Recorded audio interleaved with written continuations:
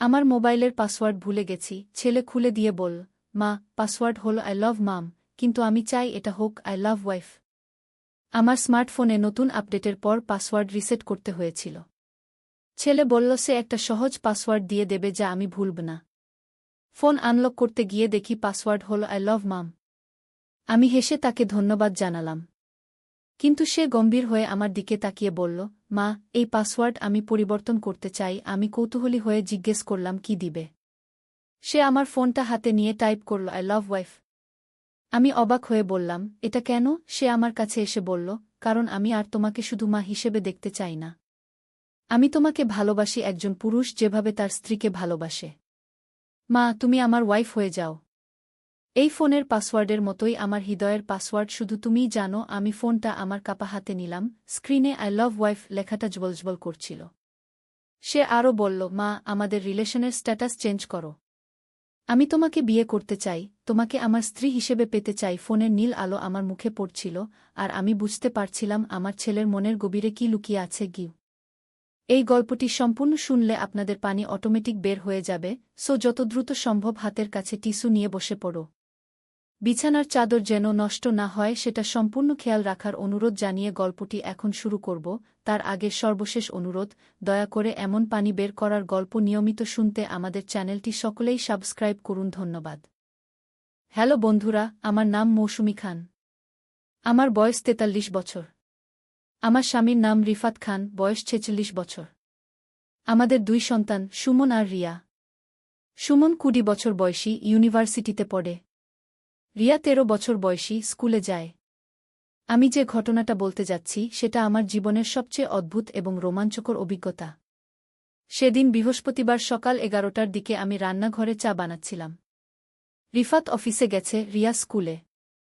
শুধু আমি আর সুমন বাসায়। হঠাৎ সুমন আমার কাছে এলো।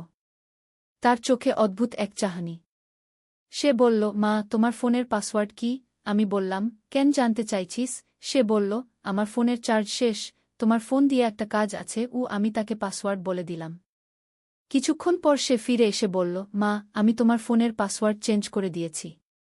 নতুন পাসওয়ার্ড হলো আই লাভ মাম। আমি হেসে বললাম, বেশ ভালো পাসওয়ার্ড দিয়েছিস কি? কিন্তু পরক্ষণেই সে আমার দিকে তাকিয়ে বলল, মা, আমি এই পাসওয়ার্ড আবার চেঞ্জ করতে চাই।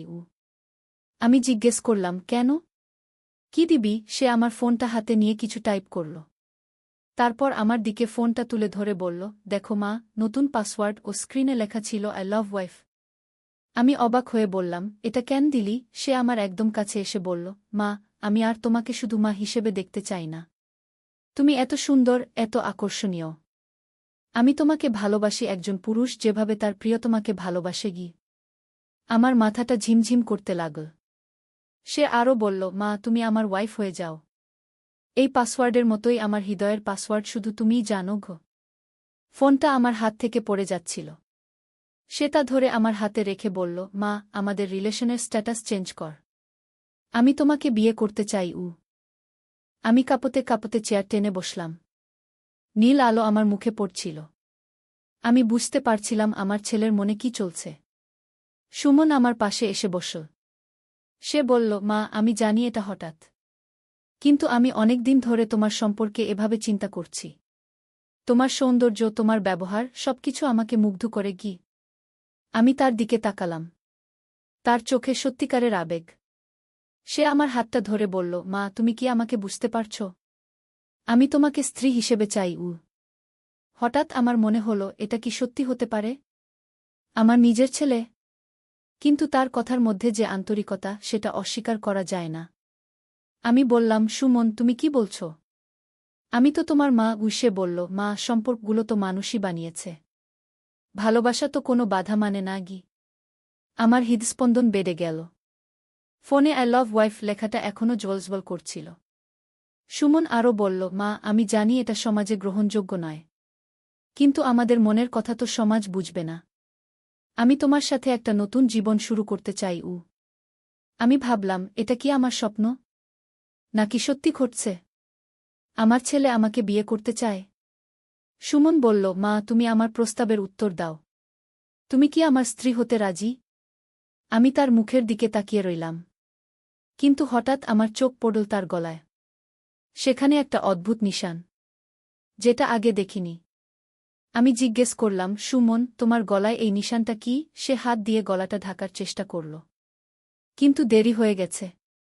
আমি ভালো করে দেখলাম। সেটা একটা ট্যাটু। কিন্তু অদ্ভুত ধরনের, যেন কোনো প্রাচীন ভাষার লেখা। আমি বললাম, এই ট্যাটুটা কবে করিয়েছিস? সে ইতস্তত করে বলল, গত সপ্তাহে। আমি বললাম, কিন্তু কেন? এটা তো অদ্ভুত দেখাচ্ছে গু। সুমন গম্ভীর হয়ে বলল, মা, এটা একটা বিশেষ ট্যাটু। এর একটা অর্থ আছে। আমি জানতে চাইলাম, কি অর্থ? সে বলল, এটা একটা প্রাচীন সংস্কৃত শ্লোক, যার অর্থ হল মাতি প্রেমে পরম মুক্তি। আমি আরও অবাক হলাম। আমি বললাম, কিন্তু তুমি তো সংস্কৃত জানো না, কিভাবে এই ট্যাটু করিয়েছ? সে বলল, আসলে মা, আমি একটা গুপ্ত বই পেয়েছি, সেখানে এসব লেখা আছে। আমি জিজ্ঞেস করলাম, কি বই? সুমন উঠে গিয়ে তার রুম থেকে একটা পুরনো বই নিয়ে এলো। বইটা দেখতে অনেক পুরানো। মলাটে কোনো নাম নেই, শুধু অদ্ভুত কিছু চিহ্ন। সে বইটা আমার সামনে রেখে বলল, মা, এই বইটা আমি আমাদের বাড়ির পুরানো আলমারি থেকে পেয়েছি। এটা বাবার দাদার সময়ের গু। আমি বইটা হাতে নিলাম। বইটা ভারী, পাতাগুলো হলুদ হয়ে গেছে। আমি খুলে দেখি, ভিতরে অদ্ভুত সব লেখা, কোনোটা বাংলায়, কোনোটা সংস্কৃতে, কোনোটা আরবিতে। সুমন বলল, মা, এই বইয়ে লেখা আছে যে মা আর ছেলের মধ্যে একটা বিশেষ সম্পর্ক থাকতে পারে, যেটা সাধারণ মানুষ বোঝে না।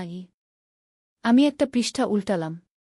সেখানে একটা ছবি, একটা মায়ের ছবি, তার পাশে তার ছেলে, দুজনে হাত ধরে আছে। নিচে বাংলায় লেখা, মাতি প্রেমের সর্বোচ্চ রূপ। আমি অবাক হয়ে বললাম, সুমন, এই বইটা কোথায় পেলি? সে বলল, আমাদের পুরানো ট্রাঙ্কে। বাবা জানেন না যে এটা আছে গি। আমি আরও কয়েকটা পৃষ্ঠা উল্টালাম। প্রতিটা পৃষ্ঠায় অদ্ভুত সব কাহিনী, কোনোটায় মাছেলের প্রেমের গল্প, কোনোটায় রহস্যময় আচার অনুষ্ঠানের কথা। একটা পৃষ্ঠায় লেখা, যদি কোনো মা তার ছেলের সাথে বিশেষ সম্পর্কে যেতে চায়, তাহলে তাকে একটি রীতি পালন করতে হবে গু। আমি সেই রীতির কথা পড়তে থাকলাম। লেখা আছে, প্রথমে মাকে একটি বিশেষ মন্ত্র উচ্চারণ করতে হবে, তারপর তার ছেলের সাথে একটি চুক্তি করতে হবে গি। সুমন আমার পাশে এসে বসে বলল, মা, তুমি কি এই রীতি পালন করবে? আমি তার দিকে তাকালাম। তার চোখে প্রত্যাশা। আমি বললাম, সুমন, এটা তো অনেক জটিল ব্যাপার। আমি একা সিদ্ধান্ত নিতে পারছি না গি।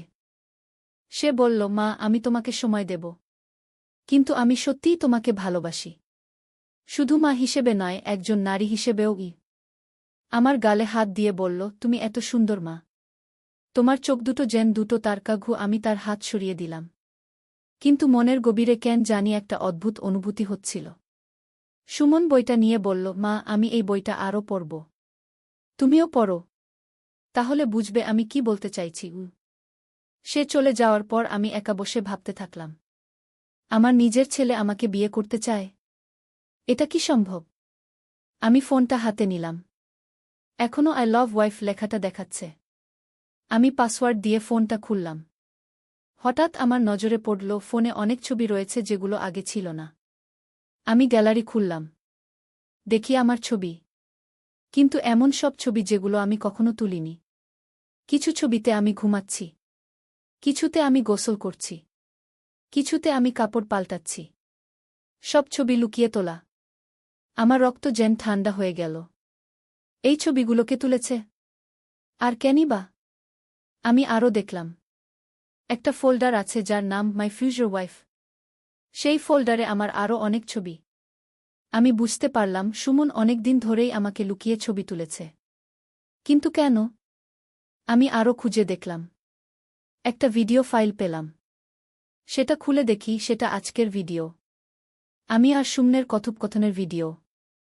সে লুকিয়ে রেকর্ড করেছে। আমি ভয় পেয়ে গেলাম। আমার নিজের ছেলে আমার সাথে এমন কাজ করছে।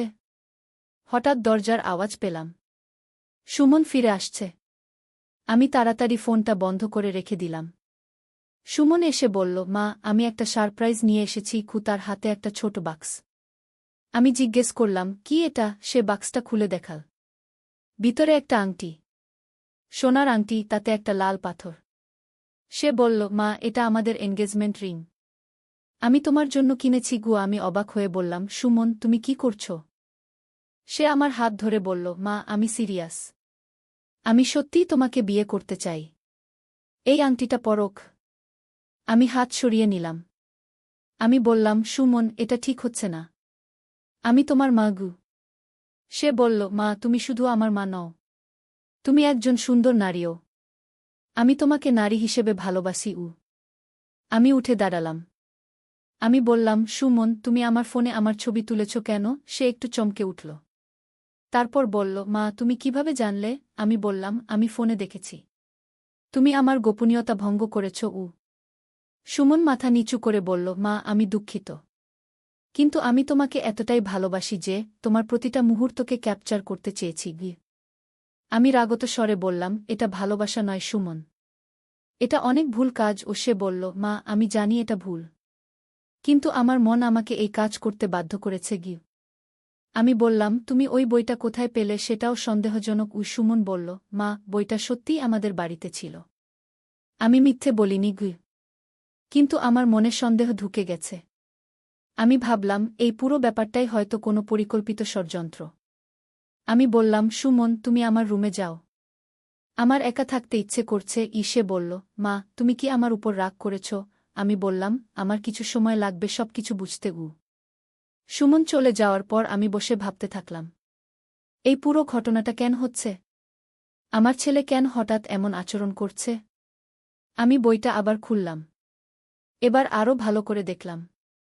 একটা পৃষ্ঠায় লেখা আছে, এই বইটি শুধুমাত্র নির্দিষ্ট ব্যক্তিদের হাতে পৌঁছায়, যাদের জীবনে বিশেষ কিছু ঘটার কথাই।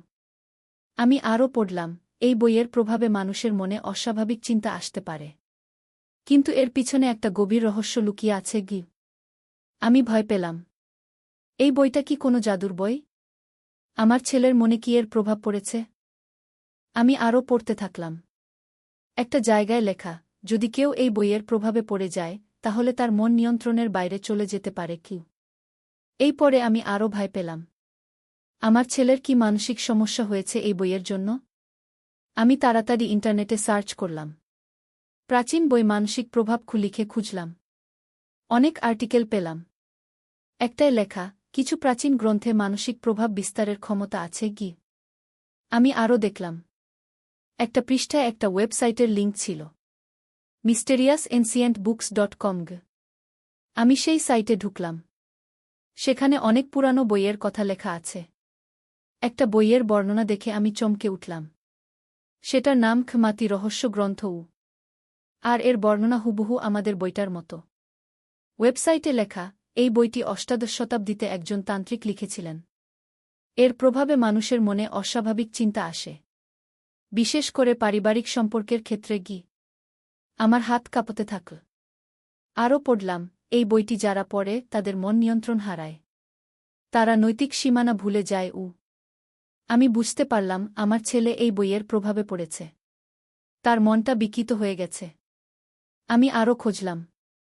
দেখলাম এই বই থেকে মুক্তি পাওয়ার উপায় আছে কিনা।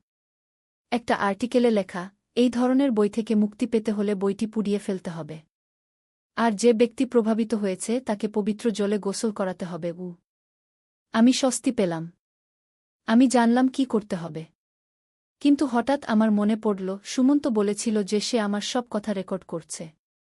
তার মানে সে হয়তো এই মুহূর্তেও আমাকে দেখছে। আমি চারদিকে তাকালাম। কোথাও কোনো ক্যামেরা দেখলাম না। কিন্তু আমার মনে সন্দেহ রয়েই গেল। আমি চুপচাপ রান্নাঘরে গেলাম। সেখানে একটা ম্যাচবক্স নিলাম। তারপর বারান্দায় গেলাম। আমি ভাবলাম বইটা পুড়িয়ে ফেলি।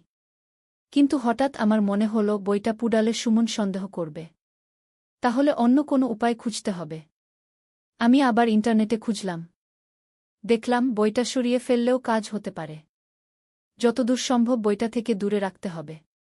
আমি বইটা নিয়ে আমাদের বাড়ির পেছনের স্টোর রুমে গিয়ে লুকিয়ে রাখলাম, এমন জায়গায় যেখানে সুমন সহজে খুঁজে পাবে না। তারপর আমি সুমনের রুমে গেলাম। সে বিছানায় শুয়ে মোবাইল দেখছিল। আমাকে দেখে উঠে বসল। আমি বললাম, সুমন, আমাদের কথা বলতে হবে। সে বলল, বলো মা। আমি বসে বললাম, তুমি যা বলেছ সেটা ভুল। আমি তোমার মা, তোমার স্ত্রী হতে পারি না। সুমন বলল, কিন্তু মা, আমি তোমাকে সত্যিই ভালোবাসি কি? আমি বললাম, ভালোবাসা মানে এই নয় সুমন। মা, ছেলের একটা সীমা আছে কি? সে বলল, মা, ওই বইটা কোথায়? আমি তোমাকে আরও কিছু দেখাতে চাই কি? আমি বললাম, বইটা আমি রেখে দিয়েছি। এখন আর দরকার নেই। সুমন আমার দিকে সন্দেহের চোখে তাকাল। সে বলল, মা, তুমি বইটা কোথায় রেখেছ? আমি বললাম, সেটা বলবো না। তুমি এইসব ভাবনা মাথা থেকে বের করো। সুমন উঠে দাঁড়াল। তার চোখে রাগ। সে বলল, মা, তুমি আমার ভালোবাসা বুঝছো না কি? আমি বললাম, এটা ভালোবাসা নয় সুমন। এটা একটা মানসিক অসুস্থতা গু। সে জোরে চিৎকার করে বলল, আমি পাগল নই মা। আমি তোমাকে সত্যিকার ভালোবাসি গিয়ে আমি ভয় পেয়ে গেলাম। তার আচরণ অস্বাভাবিক হয়ে গেছে। আমি শান্ত স্বরে বললাম, সুমন, তুমি একটু বিশ্রাম নাও। আমি ডাক্তার দেখাবো। সে বলল, আমার কোনো ডাক্তার লাগবে না। আমার শুধু তুমি লাগবে গি। সে আমার দিকে এগিয়ে এলো। আমি পিছিয়ে গেলাম। সে বলল, মা, তুমি আমার থেকে দূরে যাচ্ছ কেন? আমি বললাম, সুমন, তুমি ঠিক আছো তো? সে হেসে বলল, আমি একদম ঠিক আছি মা। বরং আমি আগের চেয়ে অনেক ভালো আছি গু। তার হাসি দেখে আমার গায়ে কাটা দিল। এটা স্বাভাবিক হাসি নয়। আমি বললাম, সুমন, আমি রিফাতের কাছে ফোন করব। সে তাড়াতাড়ি বলল, না মা। বাবাকে কিছু বলো না। তিনি বুঝবেন না গি। আমি বললাম, তাহলে তুমি এইসব ছেড়ে দাও। সে বলল, আমি পারব না মা। তুমি আমার হৃদয়ে জায়গা করে নিয়েছ গু। আমি দেখলাম তার সাথে তর্ক করে লাভ নেই। আমি বললাম, আচ্ছা, আমি ভাবব। তুমি এখন আরাম করো। সে খুশি হয়ে বলল, সত্যি মা?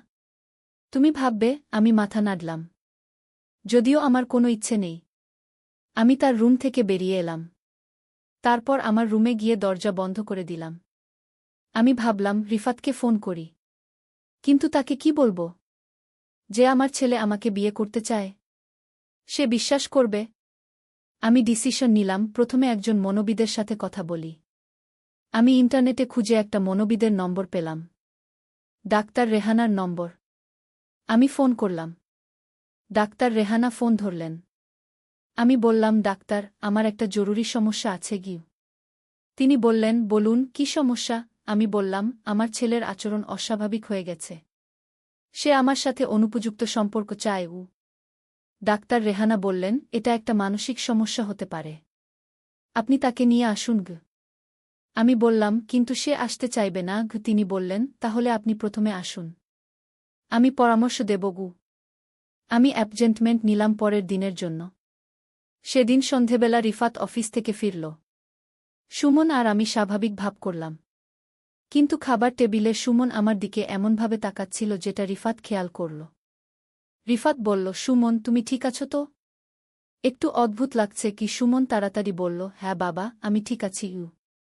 কিন্তু খাওয়ার পর রিফাত আমাকে একা পেয়ে জিজ্ঞেস করল, মৌসুমী, সুমনের কি হয়েছে? সে কেমন যেন আজকাল? আমি বললাম, কিছু না। হয়তো পড়াশোনার চাপ। কিন্তু রিফাত সন্দেহ করছিল। রাতে আমি ঘুমোতে পারলাম না। বারবার সুমনের কথা মনে হচ্ছিল।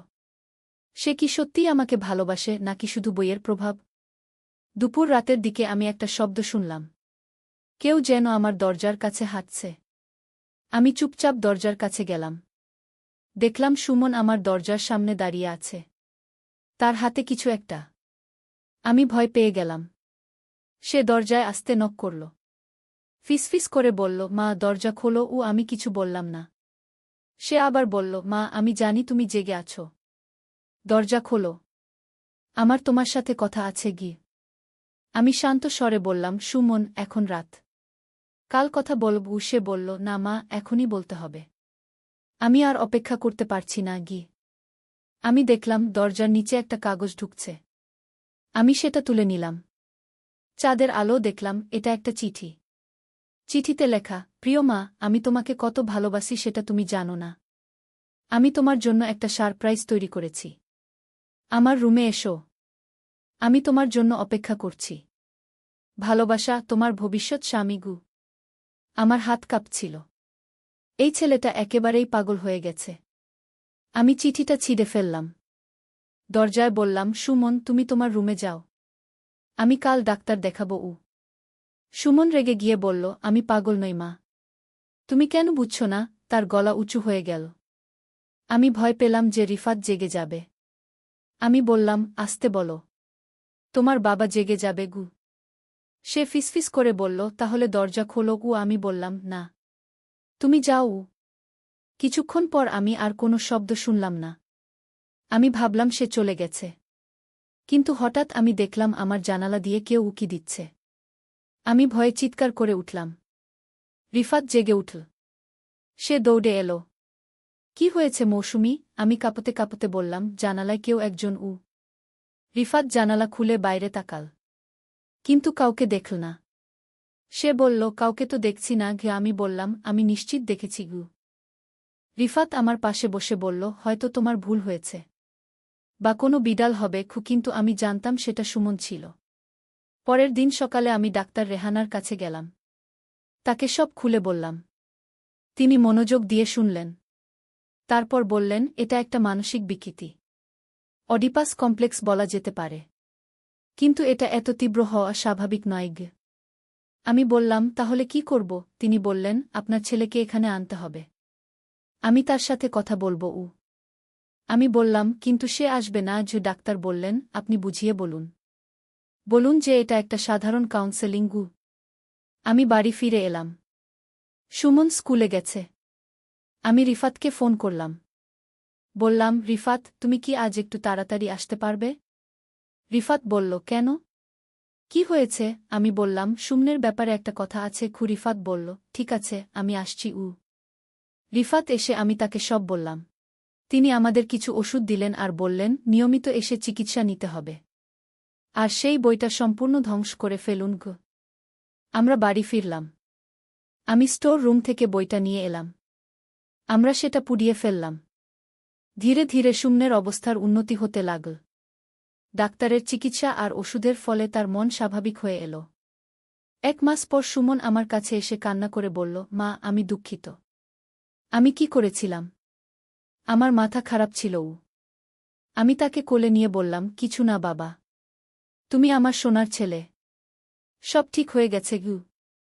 রিফাত বলল, আমরা এই ঘটনা কারো কাছে বলবো না। এটা আমাদের পারিবারিক ব্যাপার গু। আমরা সবাই রাজি হলাম। আজ 6 মাস হয়ে গেছে। সুমন সম্পূর্ণ সুস্থ হয়ে গেছে।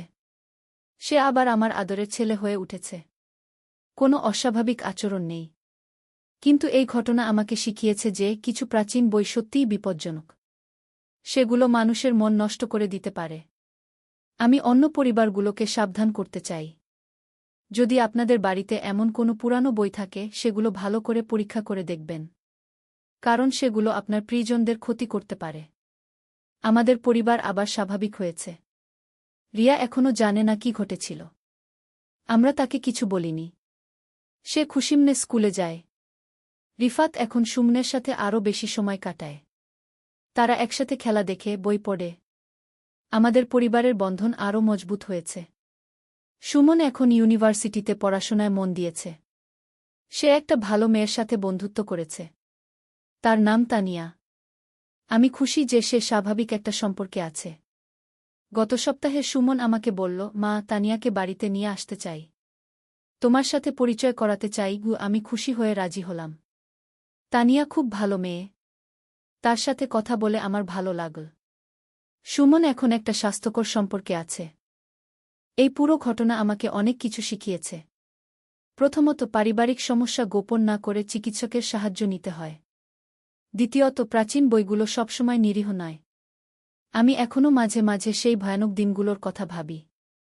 কিন্তু আমি কৃতজ্ঞ যে আমরা সময়মতো সমস্যাটা চিহ্নিত করে চিকিৎসা করিয়েছি।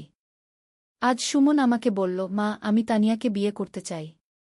তুমি কি অনুমতি দেবে? আমি খুশি হয়ে বললাম, অবশ্যই বাবা। তুমি যখন প্রস্তুত গু। এই গল্পটা বলার উদ্দেশ্য হল, পারিবারিক সমস্যা যতই লজ্জার হোক, সেটা গোপন না করে বিশেষজ্ঞদের সাহায্য নিতে হয়। মানসিক স্বাস্থ্য আমাদের শারীরিক স্বাস্থ্যের মতোই গুরুত্বপূর্ণ। আর যে পরিবারগুলোর বাড়িতে পুরানো বই আছে, তারা সেগুলো একবার পরীক্ষা করে দেখবেন। কারণ কিছু বই সত্যিই ক্ষতিকর হতে পারে। সুমনের সাথে গত সপ্তাহে কথা হচ্ছিল। সে বলছিল, মা, আমি এখনও বিশ্বাস করতে পারি না যে আমি তোমার সাথে এমন আচরণ করেছিলাম।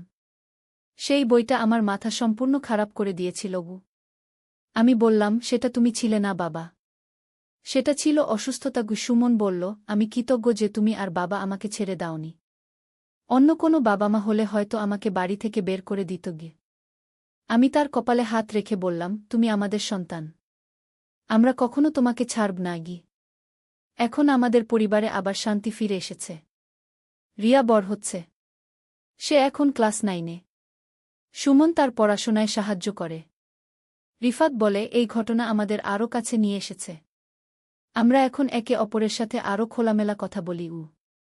সত্যি কথা বলতে, এই ভয়ানক অভিজ্ঞতা আমাদের পরিবারকে আরও শক্তিশালী করেছে। আমরা বুঝেছি যে যত বড় সমস্যাই হোক, একসাথে থাকলে সবকিছু মোকাবেলা করা যায়। আজ যখন আমি এই গল্প বলছি, তখন সুমন তানিয়ার সাথে বিয়ের প্রস্তুতি নিচ্ছে। তারা আগামী মাসে এনগেজমেন্ট করবে। তানিয়া আমাকে মা বলে ডাকে। সে বলেছে, আন্টি, আপনি আমার নিজের মায়ের মতো, আমি তাকে কন্যার মতো ভালোবাসি। রিয়া তানিয়াকে নিয়ে খুব খুশি। সে বলে, আমার একটা দিদি হবে। আমি দেখে আনন্দিত যে আমাদের পরিবারে আবার হাসি আনন্দ ফিরে এসেছে। এই গল্পের শেষে আমি আবারও বলতে চাই, যদি আপনাদের পরিবারে কোনো অস্বাভাবিক সমস্যা দেখা দেয়, সেটা লুকিয়ে না রেখে বিশেষজ্ঞদের সাহায্য নিন। লজ্জা বা সমাজের ভয়ে চুপ করে থাকবেন না। আর পুরানো অজানা বইগুলোর ব্যাপারে সাবধান থাকবেন। কারণ কিছু জিনিস সত্যিই বিপজ্জনক হতে পারে। আমাদের মতো কেউ যেন এমন পরিস্থিতির মুখে না পড়ে, সেটাই আমার প্রার্থনা। আমাদের এই রহস্যময় এবং ভয়ানক অভিজ্ঞতা এখন একটা শিক্ষণীয় অতীত। আমরা সবাই এখন আরও সচেতন এবং একে অপরের প্রতি আরও যত্নশীল। সুমন এখন মাঝে মাঝে ছোটদের সাথে এই বিষয়ে কথা বলে। সে তাদের বলে, যদি তোমাদের মনে কখনো অদ্ভুত চিন্তা আসে বা কোনো বই পড়ে মন খারাপ লাগে, সাথে সাথে বড়দের বলবে। এই গল্পটা শোনার জন্য আপনাদের ধন্যবাদ। আশা করি এটা আপনাদের কোনো কাজে আসবে। পারিবারিক সমস্যা যতই জটিল হোক, ভালোবাসা আর ধৈর্য দিয়ে সবকিছু সমাধান করা যায়। আমাদের এই অভিজ্ঞতা থেকে আরও একটি বিষয় শিখেছি, কোনো সমস্যাকেই স্থায়ী মনে করবেন না। সঠিক চিকিৎসা আর পারিবারিক সাপোর্ট থাকলে সবকিছু ঠিক হয়ে যায়। আজ সুমন আমাকে বলছিল, মা, আমি একটা এনজিওতে কাজ করতে চাই, যেখানে মানসিক স্বাস্থ্য নিয়ে সচেতনতা বৃদ্ধির কাজ করা হয়। আমি তাকে উৎসাহ দিলাম। তার এই সিদ্ধান্তে আমি গর্বিত। কারণ সে তার নিজের কষ্টের অভিজ্ঞতাকে কাজে লাগিয়ে অন্যদের সাহায্য করতে চায়। এভাবেই আমাদের জীবনে একটা নতুন অধ্যায় শুরু হয়েছে। আমরা এখন আরও সচেতন, আরও কাছাকাছি এবং একে অপরকে আরও বেশি ভালোবাসি। এই গল্পের মাধ্যমে আমি সবাইকে জানাতে চেয়েছি যে কোনো সমস্যাই এত বড় নয় যে সেটা সমাধান করা যায় না। শুধু সাহস আর সঠিক পদক্ষেপের প্রয়োজন। ধন্যবাদ সবাইকে। আশা করি আমাদের এই অভিজ্ঞতা আপনাদের জীবনে কোনো সাহায্য করতে পারবে। পরিবার হলো আমাদের সবচেয়ে বড় শক্তি। সেই শক্তিকে কাজে লাগিয়ে যে কোনো বাধা অতিক্রম করা সম্ভব। আমার কানের দুল হারিয়ে গেছে। ছেলে বলল নতুন দুল কিনে দেবে। সোনার দোকানে গিয়ে নানা ডিজাইনের গয়না দেখছি। ছেলে একটা সিঁদুরদানি দেখিয়ে বলল, এটা কেমন? আমি অবাক হয়ে বললাম, সিঁদুরদানি কেন? দোকানদার হেসে বলল, নতুন বউয়ের জন্য কিনছেন? ছেলে মাথা নেড়ে হ্যাঁ বলল। বাড়ি ফিরে আমি প্রশ্ন করতেই সে আমার সামনে হাঁটু গেড়ে বসে বলল, মা, আমি সেই সিঁদুরদানিটা তোমার জন্যই কিনেছি। আমি চাই তুমি আমার সিঁদুর পরো, আমার স্ত্রী হও। তোমার মাথায় সিঁদুর দেখতে চাই আমি। বিয়ে করো আমাকে। নতুন গয়নার প্যাকেট টেবিলে রাখা। তার চোখে এমন প্রার্থনা যে মনে হলো সে আমাকে দেবী ভাবে।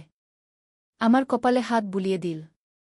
সেই স্পর্শে আমার মনে হলো যেন সিঁদুরের রেখা এঁকে দিচ্ছে। সোনার গয়নার ঝিলিক আর তার চোখের আলো মিশে গিয়েছিল। আয়নায় নিজেকে দেখলাম, মনে হলো এক নববধূ। তার হাতে সিঁদুরদানি নিয়ে দাঁড়িয়ে আছি। এ কি স্বপ্ন নাকি বাস্তব? এই গল্পটি সম্পূর্ণ শুনলে আপনাদের পানি অটোমেটিক বের হয়ে যাবে, যত দ্রুত সম্ভব হাতের কাছে টিস্যু নিয়ে বসে পড়ুন। বিছানার চাদর যেন নষ্ট না হয় সেটা সম্পূর্ণ খেয়াল রাখার অনুরোধ জানিয়ে গল্পটি এখন শুরু করব। তার আগে সর্বশেষ অনুরোধ, দয়া করে এমন পানি বের করার গল্প নিয়মিত শুনতে আমাদের চ্যানেলটি সকলেই সাবস্ক্রাইব করুন। ধন্যবাদ। হ্যালো বন্ধুরা, আমার নাম মালিনী দত্ত। আমার বয়স 43 বছর। আমার স্বামীর নাম সুব্রত দত্ত, বয়স 46 বছর। আমাদের 2 সন্তান, রুদ্র আর নিশা। রুদ্র 21 বছর বয়সী, ভার্সিটিতে পড়ে। নিশা 14 বছর বয়সী, স্কুলে যায়। এই অদ্ভুত ঘটনার শুরুটা হয়েছিল গত মাসে। আমি আর সুব্রত আমাদের পুরাতন বাড়ি বিক্রি করার সিদ্ধান্ত নিয়েছিলাম। সেই বাড়িটা ছিল আমার শ্বশুরের আমলের, প্রায় 100 বছরের পুরানো। বাড়িটা বেশ বড়, কিন্তু রক্ষণাবেক্ষণের অভাবে জরাজীর্ণ হয়ে পড়েছিল। বাড়ি দেখানোর জন্য এক ক্রেতা এসেছিল। তার নাম ছিল রমেন সরকার। লোকটার চেহারায় একটা রহস্যময় ভাব ছিল।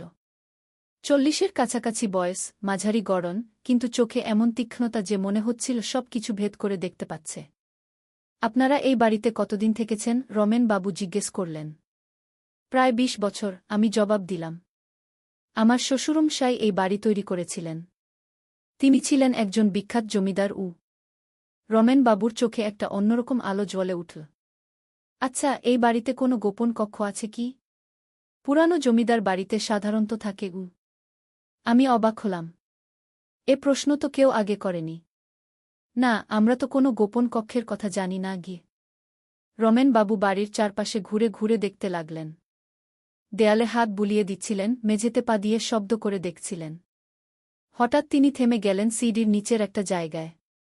এখানে মেঝের শব্দটা আলাদা, তিনি বললেন। এটা ফাঁপা শোনাচ্ছে। সুব্রত আর আমি কৌতূহলী হয়ে কাছে গেলাম। সত্যিই সেখানে পা দিলে অন্যরকম শব্দ হচ্ছিল। এখানে নিচে কিছু একটা আছে, রমেন বাবু বললেন। আপনারা একবার খুঁড়ে দেখুন না। আমি আর সুব্রত দ্বিধায় পড়ে গেলাম। কিন্তু কৌতূহল আমাদের ছাড়ল না। পরের দিন আমরা সেখানকার মেঝে খুঁড়তে শুরু করলাম। খোঁড়াখুড়ি করতে গিয়ে দেখি মেঝের নিচে একটা কাঠের বাক্স। বাক্সটা বেশ পুরানো, কিন্তু ভালো অবস্থায়। তালা লাগানো ছিল, কিন্তু তালাটা মরিচা পড়ে নষ্ট হয়ে গেছে। বাক্স খুলেই আমরা হতভম্ব হয়ে গেলাম। ভেতরে ছিল হীরা, মুক্তা, সোনার গহনা আর কিছু পুরানো কাগজপত্র। গহনাগুলো দেখে মনে হচ্ছিল রাজকীয় জিনিস। কাগজগুলো দেখে বুঝলাম এসব আমার শ্বশুরমশাইয়ের লেখা। একটা চিঠিতে লেখা ছিল, আমি জানি আমার মৃত্যুর পর এই সম্পদের খোঁজ অনেকে করবে। কিন্তু এসব শুধু আমার বংশের যোগ্য উত্তরাধিকারীই পেতে পারে। যে এই গোপন স্থান খুঁজে বের করবে সেই প্রকৃত উত্তরাধিকারী। চিঠিটা পড়ে আমার মনে হল যেন স্বর্গ থেকে সম্পদ এসে পড়েছে। কিন্তু সুব্রত চিন্তায় পড়ে গেল। মালিনী, এই রমেন সরকার কি করে জানল এখানে গোপন কক্ষ আছে? এটা কি কাকতালীয় নাকি তার কোনো উদ্দেশ্য আছে? এই কথা শুনে আমিও চিন্তায় পড়ে গেলাম। সত্যি তো, রমেন বাবু কি করে জানলেন? পরের দিন রমেন বাবু আবার এলেন। বাড়ি কিনবেন কিনা জানতে চাইলেন। আপনি গতকাল যা বলেছিলেন আমরা সেখানে খুঁজে দেখেছি, সুব্রত বলল। সত্যিই একটা বাক্স পেয়েছি। রমেন বাবুর মুখে একটা হাসি ফুটে উঠল। আমি জানতাম পাবেন। আসলে আমি আপনাদের শ্বশুরমশাইকে চিনতাম। তিনি আমার দাদুর বন্ধু ছিলেন। কি পেয়েছেন বাক্সে? তিনি জিজ্ঞেস করলেন। আমি দ্বিধায় পড়ে গেলাম। বলব নাকি বলব না? শেষে সত্যিটা বলে দিলাম। রমেন বাবু শুনে গম্ভীর হয়ে গেলেন। মালিনী দিদি, এই সম্পদ কিন্তু আপনাদের একার নয়। মানে? সুব্রত জিজ্ঞেস করল। আপনাদের শ্বশুরমশাই তার জীবনে অনেক মানুষের সাহায্য নিয়েছিলেন। আমার দাদুও তার একজন সহযোগী ছিলেন। এই সম্পদ জোগাড় করতে আমার দাদুর অবদান আছে। এই কথা শুনে আমাদের মাথায় যেন বজ্রপাত হল। আমরা ভেবেছিলাম সব আমাদের, কিন্তু দেখা যাচ্ছে অন্যদেরও দাবি আছে। তাহলে কি করব আমরা? আমি জিজ্ঞেস করলাম। রমেন বাবু একটা প্রস্তাব দিলেন। আমার কাছে আপনাদের শ্বশুরমশাইয়ের আরও কিছু গোপন তথ্য আছে। একসাথে মিলে সেসব খুঁজে বের করি। যা পাবো সেটা ভাগ করে নেব। আমরা রাজি হয়ে গেলাম। রমেন বাবু বললেন, আপনাদের শ্বশুরমশাই শুধু এই বাড়িতেই গোপন সম্পদ লুকিয়ে রাখেননি। তার আরও দুটো সম্পত্তি ছিল। একটা গ্রামের বাড়ি, আরেকটা শহরের অফিস। এই কথা শুনে আমরা আরও উৎসাহী হয়ে উঠলাম। পরের সপ্তাহে আমরা 3 জন মিলে গ্রামের বাড়িতে গেলাম। বাড়িটা প্রায় ভাঙাচোরা অবস্থায়। কিন্তু রমেন বাবুর কাছে একটা পুরানো ম্যাপ ছিল। এই ম্যাপ অনুযায়ী এই বাড়ির উঠোনে একটা কুঁজো ছিল। সেই কুঁজোর পাশে একটা বটগাছ। বটগাছের নিচে কিছু একটা আছে, রমেন বাবু বললেন। আমরা খুঁজে দেখলাম। সত্যিই একটা পুরানো কুঁজো, আর তার পাশে বিশাল একটা বটগাছ। বটগাছের নিচে খুঁড়তে গিয়ে পেলাম আরেকটা বাক্স। এই বাক্সে ছিল আরও অনেক মূল্যবান জিনিস। তামার পাত্র, রূপার গহনা আর কিছু প্রাচীন মুদ্রা। আরেকটা জায়গা বাকি আছে, রমেন বাবু বললেন। শহরের অফিস। শহরের অফিসটা ছিল পুরানো ঢাকার একটা গলিতে। এখন সেখানে অন্য একজনের দোকান। আমরা দোকানদারের সাথে কথা বললাম। আমার দাদু এই জায়গাটা ভাড়া দিয়েছিলেন একজন জমিদারকে। সেই জমিদার এখানে নাকি কিছু জিনিস লুকিয়ে রেখেছিলেন, কিন্তু কোথায় লুকিয়েছেন সেটা কেউ জানে না গি। রমেন বাবু বললেন, ম্যাপে দেখাচ্ছে এই অফিসের মেঝেতেই কিছু আছে গি। দোকানদার আমাদের সন্ধ্যার পরে আসতে বললেন। সন্ধ্যায় গিয়ে আমরা খুঁড়তে শুরু করলাম। কিছুক্ষণ খোঁড়ার পর পেলাম সবচেয়ে বড় বাক্স। এই বাক্সে ছিল এত সম্পদ যে আমরা বিশ্বাসই করতে পারছিলাম না। আপনাদের শ্বশুরমশাই সত্যিই খুব ধনী ছিলেন, রমেন বাবু বললেন। কিন্তু তিনি জানতেন অনেকে তার সম্পদের পিছনে লেগে থাকবে, তাই গোপনে লুকিয়ে রেখেছিলেন গু। 3 জায়গা থেকে পাওয়া সম্পদ ভাগ করে নেওয়ার সময় রমেন বাবু একটা চমকপ্রদ কথা বললেন। আসলে আমি আপনাদের পরীক্ষা করছিলাম, দেখতে চাইছিলাম আপনারা লোভী নাকি সৎগী। মানে? সুব্রত জিজ্ঞেস করল। আমি আপনাদের শ্বশুরমশাইয়ের একজন পুরানো বন্ধুর ছেলে। তিনি আমার বাবাকে বলে গেছেন, তার মৃত্যুর পর যদি তার পরিবারের কেউ এই সম্পদ খুঁজে পায় আর সেটা অন্যদের সাথে ভাগ করতে রাজি হয়, তাহলেই তারা প্রকৃত উত্তরাধিকারী গু। আপনারা পরীক্ষায় পাস করেছেন, এই সব সম্পদ আপনাদেরই। আমি অবাক হয়ে জিজ্ঞেস করলাম, তাহলে আপনার ভাগ? রমেন বাবু হেসে বললেন, আমার ভাগ হল আপনাদের পরীক্ষা নেওয়া। আপনাদের শ্বশুরমশাই আমার বাবাকে যথেষ্ট সাহায্য করেছিলেন, এটাই তার প্রতিদান গু। এভাবে আমাদের পরিবারে এল অপ্রত্যাশিত সম্পদ। কিন্তু সবচেয়ে বড় প্রাপ্তি হল রমেন বাবুর মতো একজন সৎ বন্ধু। রুদ্র আর নিশা এই ঘটনার পর আমাদের খুব গর্বের চোখে দেখতে লাগল। মা, তুমি আর বাবা সত্যিই খুব ভালো মানুষ। অন্য কেউ হলে সব লুকিয়ে রাখত, রুদ্র বলল। আমরা তো জানতামই না যে দাদুজির এত সম্পদ ছিল, নিশা বলল। আমি বললাম, বাবা, সম্পদ থাকা না থাকা বড় কথা নয়, সততা আর বিশ্বস্ততাই সবচেয়ে বড় সম্পদ গ। এই ঘটনার পর আমরা পুরানো বাড়িটা আর বিক্রি করিনি, সেটাকে সংস্কার করে একটা সুন্দর বাড়ি বানিয়েছি। রমেন বাবুর সাথে এখনও যোগাযোগ আছে, তিনি আমাদের পারিবারিক বন্ধু হয়ে গেছেন। মাঝে মাঝে ভাবি, যদি সেই দিন রমেন বাবু না আসতেন, তাহলে কি আমরা কখনো এই গুপ্তধন খুঁজে পেতাম, নাকি সেটা চিরকালের জন্য মাটির নিচেই পড়ে থাকত। জীবন সত্যিই অদ্ভুত, কখন কোথা থেকে কি আসে কেউ জানে না, কিন্তু সততার সাথে থাকলে সবসময় ভালো কিছু হয়। এই ঘটনার পর আমার জীবনে আরও অনেক রহস্যজনক ঘটনা ঘটেছে, কিন্তু সেসব গল্প অন্য কোনো দিন বলব। আজ রাতে খুব বৃষ্টি হচ্ছে, জানালার পাশে বসে এই গল্প লিখছি। মনে হচ্ছে যেন সেই দিনগুলো আবার ফিরে এসেছে। সুব্রত এসে বলল, কি ভাবছ? ভাবছি জীবনটা কত অপ্রত্যাশিত, আমি বললাম। হ্যাঁ, কেউ তো ভাবতে পারেনি যে আমাদের এমন ভাগ্য হবে গু। শুধু ভাগ্য নয়, আমাদের সততাও কাজ করেছে, আমি বললাম। রুদ্র পড়াশোনার জন্য বিদেশ যাওয়ার প্রস্তুতি নিচ্ছে। নিশাও খুব ভালো ছাত্রী হয়েছে। আমাদের পরিবারে এখন সুখ আর শান্তি। কিন্তু এই গুপ্তধনের ঘটনা আমাদের পরিবারে আরও একটা রহস্যের জন্ম দিয়েছে। রমেন বাবু একদিন বলেছিলেন, আপনাদের শ্বশুরমশাইয়ের আরও কিছু গোপন তথ্য আছে যা এখনও পাওয়া যায়নি গু। কী ধরনের তথ্য? আমি জিজ্ঞেস করেছিলাম। তিনি নাকি একটা ডায়েরি লিখতেন।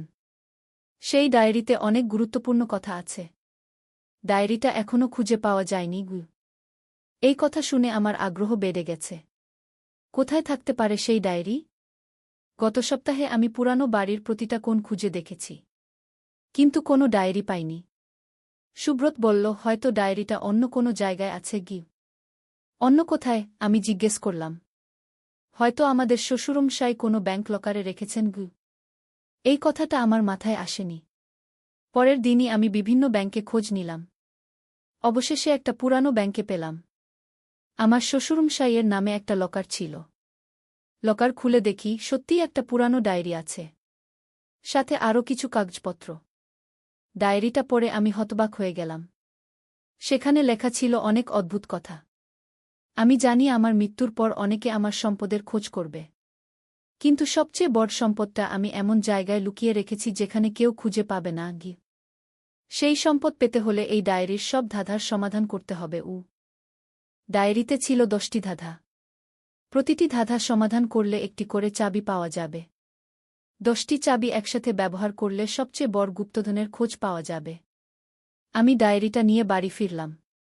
সুব্রত আর বাচ্চাদের সাথে মিলে ধাঁধাগুলো সমাধান করতে শুরু করলাম। প্রথম ধাঁধাটি ছিল, যেখানে সূর্য উঠে সেখানেই মিলবে প্রথম ইশারা গ। আমরা ভাবলাম, সূর্য তো পূর্ব দিকে উঠে, তাহলে বাড়ির পূর্ব দিকে কিছু আছে। পূর্ব দিকের দেয়ালে খুঁজে দেখলাম। একটা ইটের নিচে পেলাম একটা ছোট চাবি। এভাবে একটা একটা করে ধাঁধা সমাধান করতে লাগলাম। কিছু ধাঁধা ছিল খুবই কঠিন। রুদ্রের বন্ধুরা সাহায্য করল। নিশার শিক্ষকরাও কিছু ধাঁধার সমাধানে সাহায্য করলেন।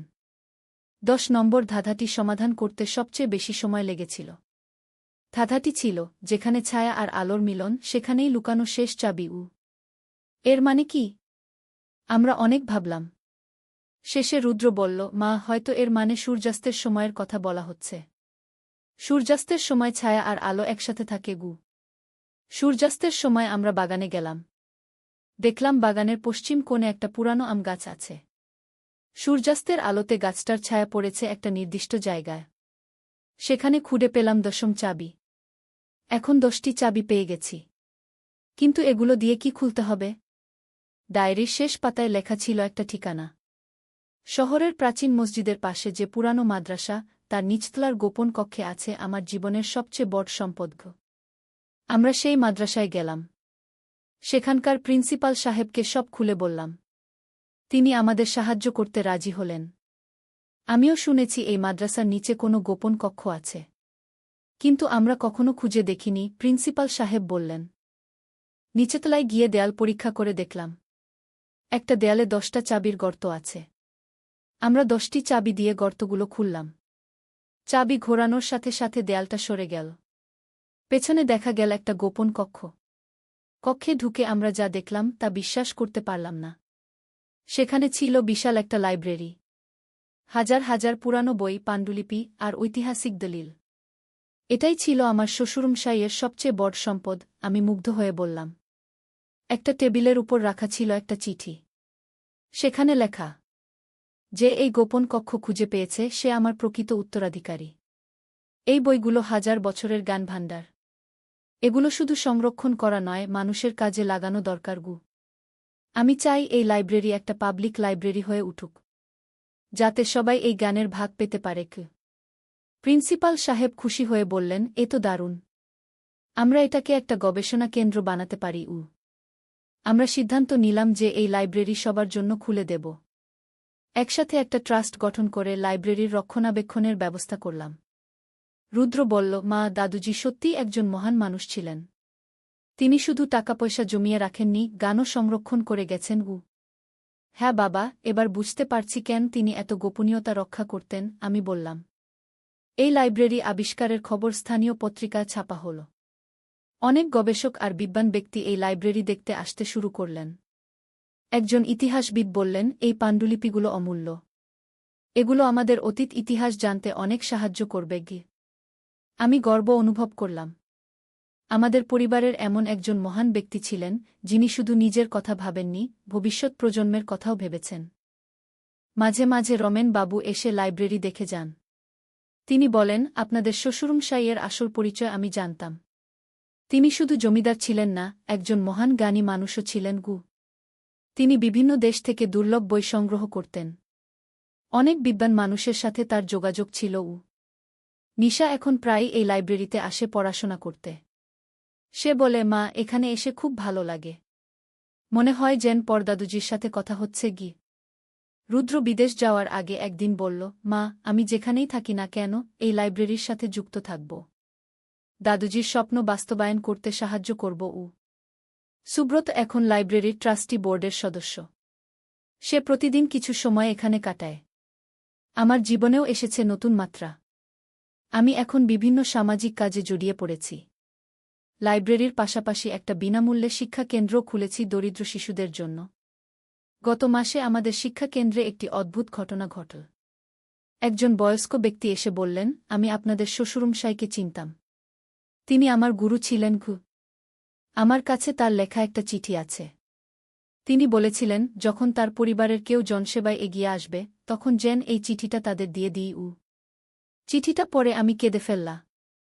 সেখানে লেখা ছিল, আমার প্রিয় পরিবার, তোমরা যদি এই চিঠি পড়ছ, তাহলে বুঝতে পারছি তোমরা সঠিক পথে চলেছ। আমার সব সম্পদের চেয়ে বড় সম্পদ হল তোমাদের এই সৎ হৃদয়। আমি জানি তোমরা আমার স্বপ্নগুলো বাস্তবায়ন করবে। সমাজের কল্যাণে নিজেদের নিয়োজিত করবে। আমার আশীর্বাদ সবসময় তোমাদের সাথে আছে। এই চিঠি পড়ার পর আমাদের পরিবারের সবাই আরও অনুপ্রাণিত হলাম। আজ 1 বছর পর ভাবছি কি অদ্ভুতভাবে আমাদের জীবন পাল্টে গেছে। একটা হারানো দুলের খোঁজ থেকে শুরু হয়ে আমরা পৌঁছে গেছি এক মহান উদ্দেশ্যে। জীবন সত্যিই রহস্যময়। প্রতিটি ঘটনার পেছনে লুকিয়ে থাকে কোনো না কোনো গভীর অর্থ। আমার শ্বশুরমশাই হয়তো জানতেন যে তার পরিবার একদিন এই পথে হাঁটবে। তাই তিনি এমন করে সব পরিকল্পনা করে গেছেন। রমেন বাবু প্রায় বলেন, আপনাদের শ্বশুরমশাই একজন দূরদর্শী মানুষ ছিলেন। তিনি জানতেন কিভাবে ভবিষ্যৎ প্রজন্মকে সঠিক পথে পরিচালিত করতে হয়। আমাদের লাইব্রেরি এখন শহরের একটি গুরুত্বপূর্ণ শিক্ষা প্রতিষ্ঠান। প্রতিদিন শত শত মানুষ এখানে আসেন জ্ঞান অর্জনের জন্য। শিক্ষা কেন্দ্রেও ভর্তি হয়েছে অনেক দরিদ্র শিশু। তাদের মুখে হাসি দেখলে মনে হয় আমরা সত্যিই কিছু ভালো কাজ করতে পারছি। রুদ্র বিদেশ থেকে নিয়মিত ভিডিও কলে খোঁজ নেয়। সে বলে, মা, আমি গর্বিত যে আমি তোমাদের সন্তান। নিশা এখন তার বন্ধুদের নিয়ে আসে লাইব্রেরিতে। সে বলে, আমার পরদাদুজি একজন হিরো ছিলেন। এই সমস্ত ঘটনার মধ্যে সবচেয়ে বড় শিক্ষা হল, সম্পদের প্রকৃত মূল্য তখনই আছে যখন সেটা মানুষের কাজে লাগে। আমার শ্বশুরমশাই হয়তো এটাই বোঝাতে চেয়েছিলেন।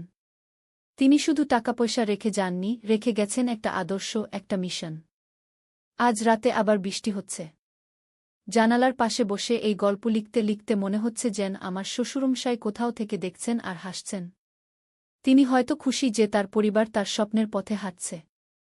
সুব্রত এসে বলল, কাল সকালে নতুন এক ব্যাচ শিশু আসবে শিক্ষা কেন্দ্রে। খুব ভালো, আমি বললাম। আমাদের কাজ আরও বাড়ছে। কাজ বাড়লে তো ভালোই। আমরা আরও বেশি মানুষের সেবা করতে পারব। এই কথা শুনে আমার মন ভরে গেল।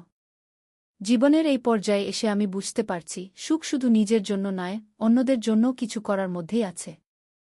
আমার হারানো দুলটা শেষ পর্যন্ত আর খুঁজে পাইনি। কিন্তু সেই দুল খোঁজাখুঁজি করতে গিয়েই পেয়েছি জীবনের আসল মানে।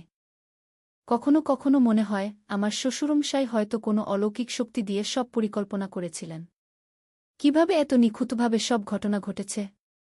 রমেন বাবুকে একবার জিজ্ঞেস করেছিলাম, আপনি কি করে জানলেন যে আমাদের বাড়িতে গুপ্তধন আছে? তিনি হেসে বলেছিলেন, আসলে আমি জানতাম না।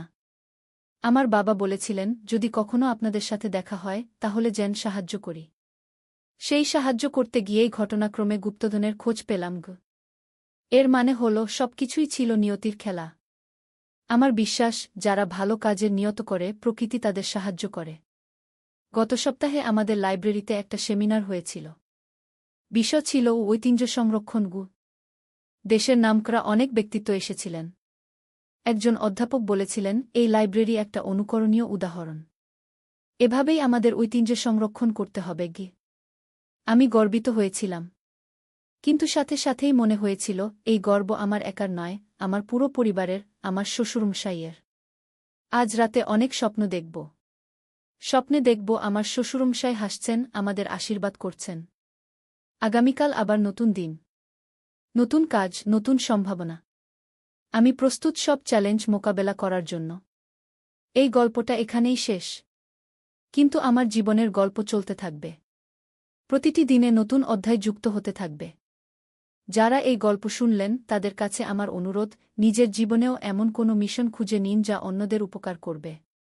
তাহলেই আপনার জীবন হবে সার্থক। আর হ্যাঁ, কখনো যদি কোনো রহস্যের সম্মুখীন হন, ভয় পাবেন না। সাহস করে এগিয়ে যান। হয়তো সেই রহস্যের পেছনেই লুকিয়ে আছে আপনার জীবনের সবচেয়ে বড় আবিষ্কার। ধন্যবাদ সবাইকে আমার গল্প শোনার জন্য। নূরের সন্ধানে একটি ইসলামিক গল্প। প্রথম অধ্যায়, যাত্রার শুরু। মক্কার পবিত্র ভূমিতে সূর্যাস্তের লাল আলো রঙিন হয়ে উঠেছিল কাবা শরীফ। হাজার হাজার মুসলিম মাগরিবের নামাজের জন্য প্রস্তুতি নিচ্ছিলেন। এই পবিত্র পরিবেশেই দাঁড়িয়ে ছিল একজন তরুণ, যার নাম আহমদ ইবনে ইউসুফ। তার চোখে ছিল গভীর চিন্তা আর হৃদয়ে অনুভূতির ঝড়।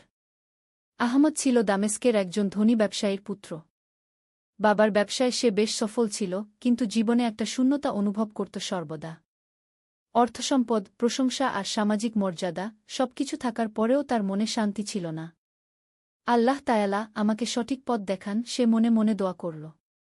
আমি জানি আমার জীবনে কিছু একটা অভাব রয়েছে, কিন্তু বুঝতে পারছি না সেটা কী। ঠিক সেই মুহূর্তে একজন বয়স্ক দরবেশ তার পাশে এসে দাঁড়ালেন। তার দাড়ি ছিল সাদা, চোখে ছিল অদ্ভুত এক নূর। তিনি আহমদের দিকে তাকিয়ে মৃদু হাসলেন। বৎস আহমদ, তুমি কি সত্যিকারের নূরের সন্ধান করছ? দরবেশ জিজ্ঞেস করলেন। আহমদ অবাক হয়ে গেল। এই অচেনা মানুষটি কিভাবে তার নাম জানেন? জবি হুজুর, আমি সত্যিই এমন কিছু খুঁজছি যা আমার হৃদয়ে শান্তি এনে দেবে গু। দরবেশ মাথা নাড়লেন। নূরের সন্ধান সহজ নয় বৎস। এর জন্য চাই ধৈর্য, ত্যাগ আর আল্লাহর প্রতি পূর্ণ আত্মসমর্পণ। তুমি কি এই যাত্রার জন্য প্রস্তুত? আহমদের হৃদয়ে যেন একটা আলো জ্বলে উঠল। জবি হুজুর, আমি প্রস্তুত। দরবেশ তার কাছ থেকে একটি ছোট্ট কাগজ বের করলেন। তাহলে শোন। বাগদাদের কাছে একটি গ্রাম আছে, নাম নূরপুর। সেখানে একজন মহান সুফি সাধক বাস করেন। তার নাম শায়েখ আব্দুর রহমান আল গিলানি। তুমি যদি সত্যিই নূরের সন্ধান করতে চাও, তাহলে তার কাছে যাও। আহমদ কাগজটি নিল। তাতে শুধু একটি ঠিকানা লেখা ছিল। কিন্তু হুজুর, আমি তো ব্যবসায়ী। আমার অনেক দায়িত্ব আছে গিউ। দরবেশ হাসলেন। দুনিয়ার দায়িত্ব আর আখিরাতের দায়িত্ব, কোনটা বেশি গুরুত্বপূর্ণ সেটা তোমাকেই ঠিক করতে হবে। তবে মনে রেখ, যে আল্লাহর জন্য কিছু ছাড়ে, আল্লাহ তাকে তার চেয়ে ভালো কিছু দান করেন গু। আহমদ যখন আবার তাকাল, দরবেশ কোথায় যেন অদৃশ্য হয়ে গেছেন। চারদিকে শুধু হাজ্জিদের কোলাহল। দ্বিতীয় অধ্যায়, সিদ্ধান্তের মুহূর্ত। দামেস্কে ফিরে আহমদ অস্থির হয়ে পড়ল। দরবেশের কথাগুলো তার মনে বারবার ঘুরপাক খাচ্ছিল। রাতে ঘুম আসত না, দিনে কাজে মন বসত না। একদিন সকালে বাবা ইউসুফ ইবনে আবদুল্লাহ তাকে ডাকলেন। আহমদ, তুমি কি ভাবছ এতদিন? তোমাকে বেশ চিন্তিত লাগছে গি। আহমদ সব কথা খুলে বলল বাবার কাছে। মক্কার ঘটনা, দরবেশের সাথে সাক্ষাৎ, আর নূরপুরের কথা। ইউসুফ সাহেব চিন্তিত হলেন। বেটা, ব্যবসার এত চাপ, আর তুমি এখন সুফি দরবেশদের পেছনে ছুটতে চাও? এসব তো ফকির মিসকিনদের কাজ গু। কিন্তু আব্বু, আহমদ বলল, আমি তো ফকির হতে চাই না। আমি শুধু জানতে চাই যে জীবনের আসল অর্থ কী। এই যে আমাদের এত সম্পদ, এত সুখস্বাচ্ছন্দ্য, তারপরেও মনে শান্তি নেই কেন? ইউসুফ সাহেবের মনেও একটা দ্বন্দ্ব শুরু হল। তিনি নিজেও তো কখনো কখনো এই প্রশ্নের মুখোমুখি হতেন। তাহলে তুমি কি করতে চাও? আমি নূরপুরে যেতে চাই আব্বু। কিছুদিনের জন্য হলেও। ইউসুফ সাহেব দীর্ঘক্ষণ নীরব থাকলেন। তারপর বললেন, ঠিক আছে। তবে শর্ত হল, তুমি 3 মাসের বেশি থাকবে না। আর ব্যবসার একটা বন্দোবস্ত করে যেতে হবে গু। আহমদের খুশিতে চোখে জল এসে গেল। জাজাকাল্লাহু খায়রান আব্বু গু। তৃতীয় অধ্যায়, যাত্রা শুরু। পরের সপ্তাহেই আহমদ দামেস্ক ছেড়ে বেরিয়ে পড়ল। সাথে ছিল তার বিশ্বস্ত খাদেম হাসান এবং প্রয়োজনীয় সামগ্রী। যাত্রা ছিল দীর্ঘ, প্রায় 1 সপ্তাহের। পথিমধ্যে বিভিন্ন শহরে থামতে হচ্ছিল। প্রতিটি জায়গা আহমদ স্থানীয় মসজিদে নামাজ পড়ত আর স্থানীয় মানুষদের সাথে কথা বলত। একদিন আলেপ্পোর কাছে একটি ছোট গ্রামে রাত কাটানোর সময় এক অদ্ভুত ঘটনা ঘটল। আহমদ ফজরের নামাজের জন্য উঠে দেখল যে গ্রামের ইমাম সাহেব অসুস্থ। গ্রামের মানুষরা দুশ্চিন্তা ছিল। আমি ইমামতি করতে পারি, আহমদ বলল। গ্রামবাসীরা খুশি হল। আহমদ যখন নামাজ পড়াল, তখন তার কুরআন তিলাওয়াত শুনে মানুষরা মুগ্ধ হয়ে গেল। নামাজের পর সবাই তার কাছে এসে দোয়া চাইল। ভাই, আপনি কোথায় যাচ্ছেন? একজন বৃদ্ধ জিজ্ঞেস করল। নূরপুরে শায়েখ আব্দুর রহমানের কাছে গি। সুবহানাল্লাহ! আপনি তো অনেক ভাগ্যবান। আমরা শুনেছি তিনি একজন মহান অলি। আল্লাহ আপনার যাত্রা কবুল করুন গো। এই ঘটনার পর আহমদের মনে একটা পরিবর্তন আসল। সে বুঝতে পারল যে মানুষের সেবা করার মধ্যেও আল্লাহর সন্তুষ্টি আছে। চতুর্থ অধ্যায়, নূরপুরে পৌঁছানো। অবশেষে এক বিকেলে আহমদ নূরপুর গ্রামে পৌঁছাল। গ্রামটি বাগদাদের উত্তরে, দজলা নদীর পাড়ে। প্রাকৃতিক সৌন্দর্যে ভরপুর, চারদিকে খেজুর গাছ আর সবুজ ক্ষেত। গ্রামে ঢুকেই আহমদ অনুভব করল একটা আলাদা পরিবেশ। মানুষজন শান্তস্নিগ্ধ, সবার চোখে মুখে একটা নূর। রাস্তাঘাট পরিচ্ছন্ন, শিশুরা খেলাধুলা করছে, কিন্তু কোলাহল নেই। শায়েখ আব্দুর রহমানের খানকাহ খুঁজে পেতে বেশি সময় লাগল না। এটি ছিল একটি সুন্দর তবে সাদাসিধে ইমারত। সামনে একটি বাগান, যেখানে নানা ধরনের ফুল আর ফলের গাছ। খানকাহের দরজায় একজন তরুণ বসেছিল। তার পোশাক সাধারণ, কিন্তু চোখে ছিল গভীর শান্তি। আসসালামু আলাইকুম, আহমদ সালাম দিল। ওয়া আলাইকুমুসসালাম। আপনি নিশ্চয়ই আহমদ ইবনে ইউসুফ, তরুণ বলল। আহমদ আবারও অবাক। আপনি কিভাবে জানলেন? শায়েখ সাহেব জানিয়েছেন। তিনি আপনার জন্য অপেক্ষা করছেন। আমার নাম উমর। আসুন, আমি আপনাকে নিয়ে যাচ্ছি গু। পঞ্চম অধ্যায়, প্রথম সাক্ষাৎ। খানকাহের ভিতরটা ছিল আরও সুন্দর। দেয়ালে কুরআনের আয়াত লেখা, মেঝেতে নরম কার্পেট। একটি বড়হোল ঘরে কয়েকজন মানুষ বসে জিকির করছিল। উমর আহমদকে নিয়ে গেল শায়েখের কক্ষে। ঘরটি ছিল অত্যন্ত সাদাসিধে। একপাশে বইপুস্তকের তাক, অন্য পাশে নামাজের জায়গা।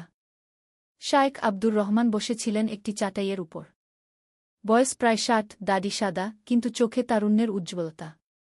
তার চারপাশে যেন একটা নূরের আভা। আহলান ওয়া শাহলান আহমদ, শায়েখ মৃদু কণ্ঠে বললেন। তুমি অনেক দূর থেকে এসেছ। আহমদ সালাম দিয়ে বসল। জবি হুজুর। মক্কায় এক দরবেশ আপনার কথা বলেছেন গু। শায়েখ হাসলেন। হ্যাঁ, শায়েখ আহমদ রিফাই। তিনি আমার মুর্শিদের বন্ধু ছিলেন। তিনি অনেককেই সঠিক পথের দিশা দিয়ে থাকেন গ। আহমদ বুঝতে পারল যে মক্কায় যার সাথে দেখা হয়েছিল তিনি নিশ্চয়ই কোনো মহান ব্যক্তিত্ব। হুজুর, আমি এসেছি আল্লাহর নূর খোঁজার জন্য। আমার জীবনে অশান্তি, মানসিক দ্বন্দ্ব। শায়েখ মনোযোগ দিয়ে শুনলেন। তারপর বললেন, বৎস, নূরের খোঁজ অনেকেই করে, কিন্তু সবাই খুঁজে পায় না। কারণ তারা বাইরে খোঁজে। অথচ আল্লাহর নূর আছে প্রতিটি মানুষের হৃদয়ে গিয়ে।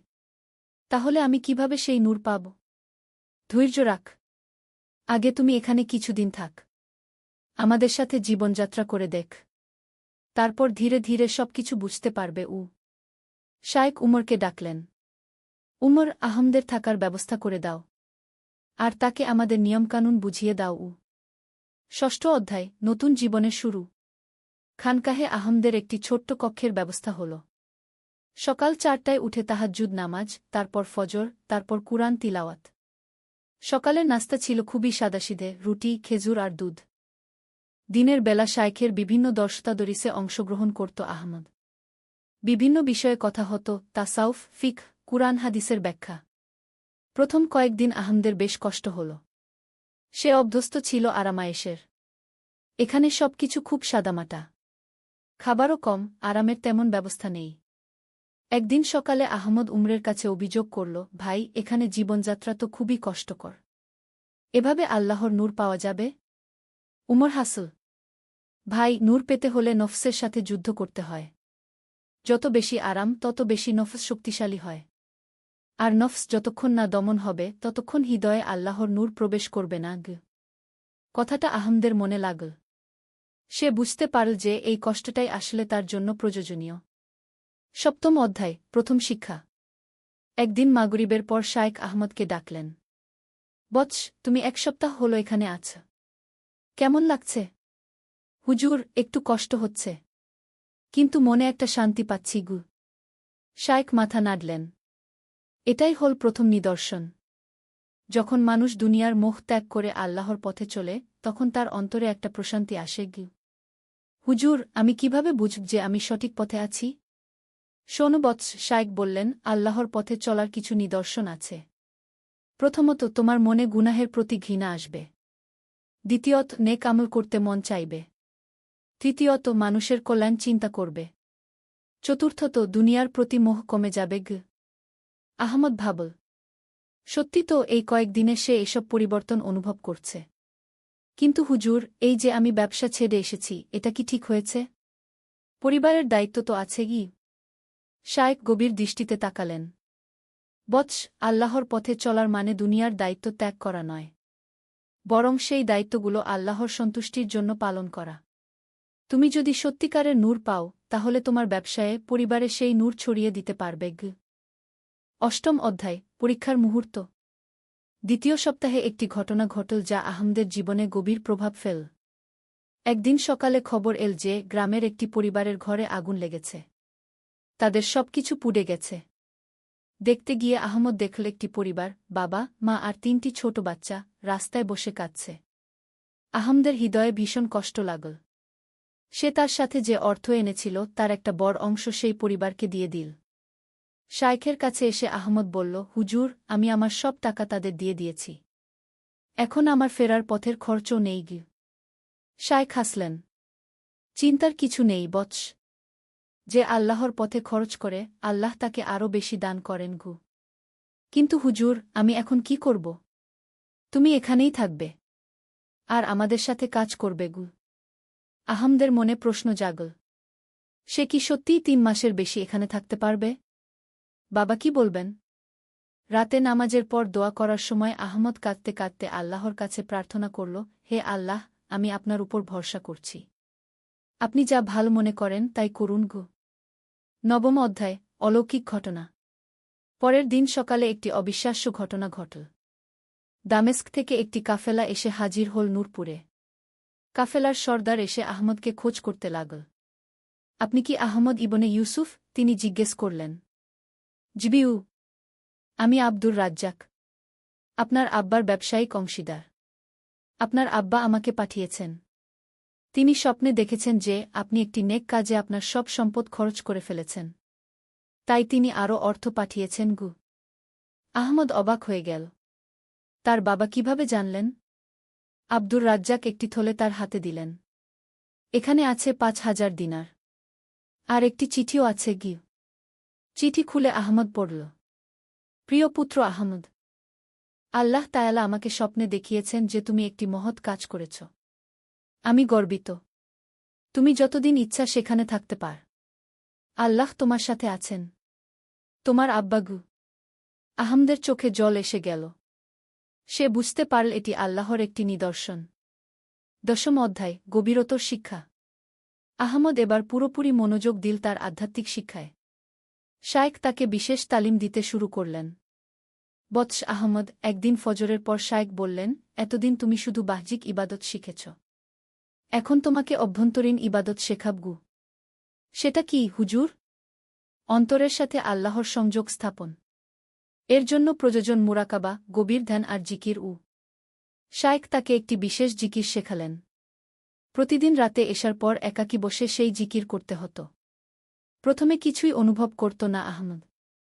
কিন্তু দিন যেতে লাগল, আস্তে আস্তে তার অভিজ্ঞতা বদলাতে শুরু করল।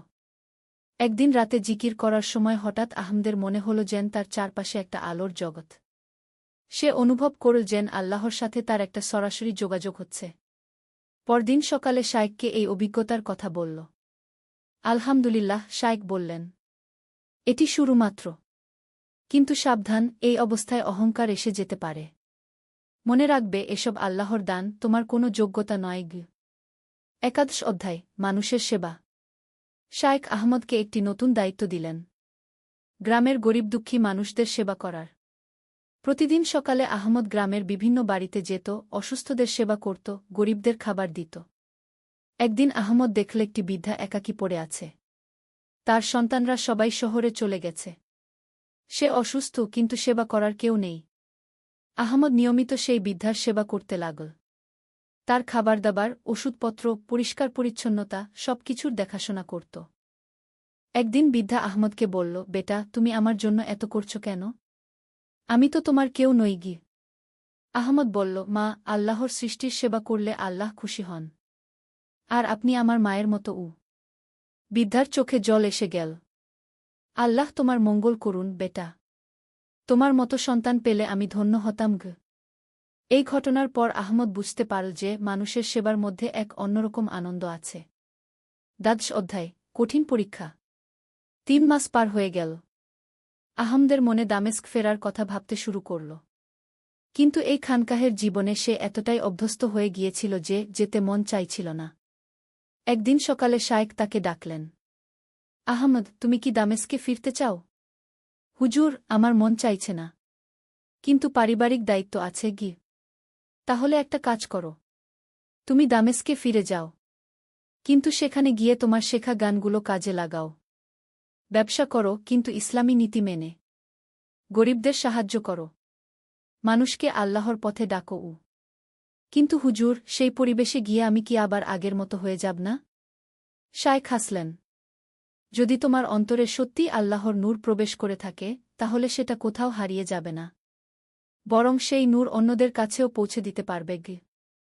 কিন্তু হুজুর গু, শোনো বৎস, শায়েক তার হাত ধরে বললেন, সাধনা করে নিজের মুক্তি লাভ করা সহজ, কিন্তু অন্যদের মুক্তির পথ দেখানো, এটাই আসল চ্যালেঞ্জ। তুমি এই চ্যালেঞ্জ নিতে পারবে? আহমদের মনে সাহস জাগল। ইনশাআল্লাহ হুজুর গো। ত্রয়োদশ অধ্যায়, বিদায়ের সময়। আহমদ নূরপুর ছাড়ার প্রস্তুতি নিল। গ্রামের মানুষরা তাকে বিদায় দিতে এসেছিল। সেই বৃদ্ধা মা যার সেবা সে করেছিল তিনিও এলেন। বেটা, তুমি চলে যাচ্ছ, আমাকে কে দেখবে? আহমদের চোখে জল এসে গেল। মা, আমি উমর ভাইকে বলেছি, তিনি আপনার সেবা করবেন, আর আপনার জন্য কিছু অর্থ রেখে গেছি। সেটা নয় বেটা, তোমার মতো যত্ন আর কেউ করতে পারবে না গে। আহমদ তার হাত ধরে বলল, মা, আপনি দোয়া করবেন যেন আমি সব জায়গায় আপনাদের মতো মানুষদের সেবা করতে পারি। শায়েখ আহমদকে বিদায় দেবার সময় একটি বিশেষ দোয়া করলেন। তার মাথায় হাত রেখে বললেন, আল্লাহ তোমাকে তোমার পথে সফল করুন। তুমি যেখানেই যাও মানুষের কল্যাণ হোক গে। আহমদ শায়েখের পা ছুঁয়ে সালাম করল। হুজুর, আপনার দোয়া সাথে থাকলে আমি পারব। চতুর্দশ অধ্যায়, দামেস্কে প্রত্যাবর্তন। দামেস্কে ফিরে এসে আহমদ দেখল সবকিছু আগের মতোই আছে, কিন্তু তার দৃষ্টিভঙ্গি পুরোপুরি বদলে গেছে। বাবা ইউসুফ সাহেব তাকে দেখে খুশি হলেন। কেমন ছিল তোমার যাত্রা, বেটা? আল্লাহর রহমতে ভালো, আব্বু। অনেক কিছু শিখেছি গু। তুমি দেখতে অন্যরকম লাগছে, চোখে একটা আলো। আহমদ হাসল। আব্বু, আমি এখন বুঝেছি যে জীবনের আসল অর্থ কী গু। পরদিন থেকে আহমদ ব্যবসায় যোগ দিল, কিন্তু তার কাজের ধরন পুরোপুরি পাল্টে গেল। সেসব লেনদেনে পূর্ণ সততা বজায় রাখত, কোনো প্রকার ধোঁকাবাজি বা মিথ্যার আশ্রয় নিত না। প্রথমে কিছু ব্যবসায়ী বন্ধুরা তাকে নিয়ে হাসাহাসি করত। আহমদ, তুমি তো দরবেশ হয়ে গেছ, এভাবে ব্যবসা হবে? কিন্তু কিছুদিন পরেই দেখা গেল আহমদের ব্যবসা আরও ভালো হচ্ছে। মানুষ তার সততার জন্য তাকে বিশ্বাস করত। দূরদূরান্ত থেকে লোকজন তার কাছে কেনাকাটা করতে আসত। পঞ্চদশ অধ্যায়, সমাজসেবা। ব্যবসার পাশাপাশি আহমদ সমাজসেবায় মন দিল। তার আয়ের একটা অংশ নিয়মিত গরিব দুঃখীদের মধ্যে বিতরণ করত। দামেস্কের একটি এলাকায় অনেক ইয়াতিম শিশু ছিল। আহমদ তাদের জন্য একটি মাদ্রাসা স্থাপন করল। সেখানে বিনামূল্যে শিক্ষা, খাবার আর থাকার ব্যবস্থা। একদিন বাবা জিজ্ঞেস করলেন, আহমদ, তুমি এত টাকা খরচ করছ, ব্যবসায় তো ক্ষতি হবে গু। আব্বু, আমি দেখেছি যে আল্লাহর পথে খরচ করলে আল্লাহ আরও বেশি দান করেন, আর এই শিশুদের সেবা করে আমার অন্তরে যে শান্তি পাই তা অর্থ দিয়ে কেনা যায় না গু। সত্যিই আহমদের ব্যবসা দিন দিন বৃদ্ধি পেতে লাগল। আল্লাহ তার আয়ে বরকত দিলেন। ষোড়শ অধ্যায়, বিবাহ ও নতুন দায়িত্ব। কয়েক মাস পর আহমদের বিবাহ হল ফাতিমার সাথে। ফাতিমা ছিল একজন নেককার, শিক্ষিত মেয়ে। তার পিতাও একজন আলেম। বিয়ের পর ফাতিমাও আহমদের সমাজসেবায় অংশ নিল। তারা দুজন মিলে মহিলাদের জন্য একটি শিক্ষা কেন্দ্র খুল। একদিন ফাতিমা বলল, আপনি নূরপুরে যা শিখেছেন সেটা অন্যদেরও শেখানো উচিত কে। আহমদ এই প্রস্তাবে রাজি হল। তারা তাদের বাড়িতে সপ্তাহে একবার মজলিসের আয়োজন করত। সেখানে মানুষরা এসে ইসলামের বিভিন্ন বিষয় নিয়ে আলোচনা করত। সপ্তদশ অধ্যায়, নতুন চ্যালেঞ্জ। একদিন দামেস্কে একটি বড় দুর্ভিক্ষ দেখা দিল। ফসল নষ্ট হয়ে গিয়েছিল, মানুষ খাবারের জন্য হাহাকার করছিল। আহমদ তার সব সঞ্চিত অর্থ দিয়ে খাবার কিনে গরিবদের মধ্যে বিতরণ করতে শুরু করল। কিন্তু দেখল যে একা তার পক্ষে এত বড় কাজ করা সম্ভব নয়। সে শহরের অন্যান্য ব্যবসায়ী আর ধনী ব্যক্তিদের কাছে গেল। তাদের বোঝানোর চেষ্টা করল যে এই বিপদের সময় সবাইকে একসাথে কাজ করতে হবে। প্রথমে অনেকেই রাজি হল না। তারা বলল, এসব তো সরকারের কাজ, আমাদের কেন মাথা ব্যথা? আহমদ ধৈর্য ধরে তাদের বোঝাল, আমরা যদি নিজেদের দেশের মানুষদের বিপদে পাশে না দাঁড়াই তাহলে আল্লাহর কাছে আমাদের জবাবদিহি কি হবে? আস্তে আস্তে কিছু মানুষ তার কথায় সাড়া দিল। তারা একটি কমিটি গঠন করল। সবাই মিলে অর্থ সংগ্রহ করে গরিবদের মধ্যে খাবার বিতরণের ব্যবস্থা করল। অষ্টাদশ অধ্যায়, শায়েখের সাথে পুনর্মিলন। দুর্ভিক্ষের সমস্যা কিছুটা কমে আসার পর আহমদ আবার নূরপুরে যাওয়ার সিদ্ধান্ত নিল। শায়েখের সাথে দেখা করে তার অভিজ্ঞতাগুলো শেয়ার করতে চাইল। নূরপুরে পৌঁছে দেখল শায়েখ আব্দুর রহমান আরও বৃদ্ধ হয়েছেন, কিন্তু তার চোখে এখনও সেই আধ্যাত্মিক তেজ। আহলান ওয়া শাহলান আহমদ, শায়েখ তাকে দেখে খুশি হলেন। তোমার চেহারা দেখে বোঝা যাচ্ছে তুমি সঠিক পথে আছো। আহমদ তার সব অভিজ্ঞতা বলল। কিভাবে সে ব্যবসায় সততা বজায় রেখেছে, গরিবদের সেবা করেছে, দুর্ভিক্ষের সময় সবাইকে একসাথে করেছে। শায়েখ মনোযোগ দিয়ে শুনলেন। তারপর বললেন, মাশাআল্লাহ, তুমি আমার শেখানো জিনিসগুলো বাস্তব জীবনে প্রয়োগ করেছ। এটাই আসল সাধনা। কিন্তু হুজুর, আমি মাঝে মাঝে মনে করি যে আমি যথেষ্ট করতে পারছি না। এই অনুভূতিটাই তোমাকে এগিয়ে নিয়ে যাবে। যে মনে করে সে যথেষ্ট করেছে তার আর এগোনোর সুযোগ নেই। ২৯ অধ্যায়, নতুন দায়িত্ব। শায়েখ আহমদকে একটি বিশেষ দায়িত্ব দিলেন। আহমদ, এখন সময় হয়েছে তোমার অন্যদের তালিম দেওয়ার। দামেস্কে ফিরে গিয়ে তুমি একটি খানকাহ স্থাপন করোগ। কিন্তু হুজুর, আমি তো এখনও পুরোপুরি শিখিনি। শেখা কখনো শেষ হয় না বৎস। কিন্তু যা শিখেছ সেটা অন্যদের শেখাতে পারো। এভাবেই জ্ঞানের প্রসার ঘটে। শায়েখ তাকে কিছু বিশেষ দোয়া আর তাসবিহ শেখালেন। এগুলো তুমি তোমার শিষ্যদের শেখাবে। আহমদ ৩ দিন নূরপুরে থেকে শায়েখের কাছ থেকে আরও উন্নত তালিম নিল। তারপর বিদায় নিয়ে দামেস্ক ফিরে গেল। ২০ অধ্যায়, খানকাহ স্থাপন। দামেস্কে ফিরে আহমদ একটি বড় বাড়ি কিন। সেটাকে খানকাহ হিসেবে প্রস্তুত করল। একপাশে নামাজের জায়গা, অন্য পাশে থাকার ব্যবস্থা। প্রথমে কয়েকজন তরুণ এসে যোগ দিল। তারা আহমদের মতোই জীবনের অর্থ খুঁজছিল। আহমদ তাদের নূরপুরে যা শিখেছিল সেগুলো শেখাতে শুরু করল। নিয়মিত নামাজ, জিকিরাজকার, গরিবদের সেবা। একদিন একজন তরুণ, নাম কামাল, জিজ্ঞেস করল, উস্তাদ, এই যে আমরা এত ইবাদত করছি, এর ফল কি? আহমদ বলল, ফলের কথা ভেবে ইবাদত করলে সেটা ব্যবসা হয়ে যায়। আমরা ইবাদত করি কারণ আল্লাহ আমাদের সৃষ্টি করেছেন তার ইবাদতের জন্য। আর ইবাদতের স্বাভাবিক ফল হল অন্তরে শান্তি আর পরকালে মুক্তিগু। ২১ অধ্যায়, পরীক্ষা আর সফলতা। খানকাহ চালু হওয়ার কয়েক মাস পর একটি কঠিন পরীক্ষা এল। দামেস্কে কিছু আলেম আহমদের বিরুদ্ধে অভিযোগ তুলল। তারা বলল যে আহমদ বিদাত প্রচার করছে।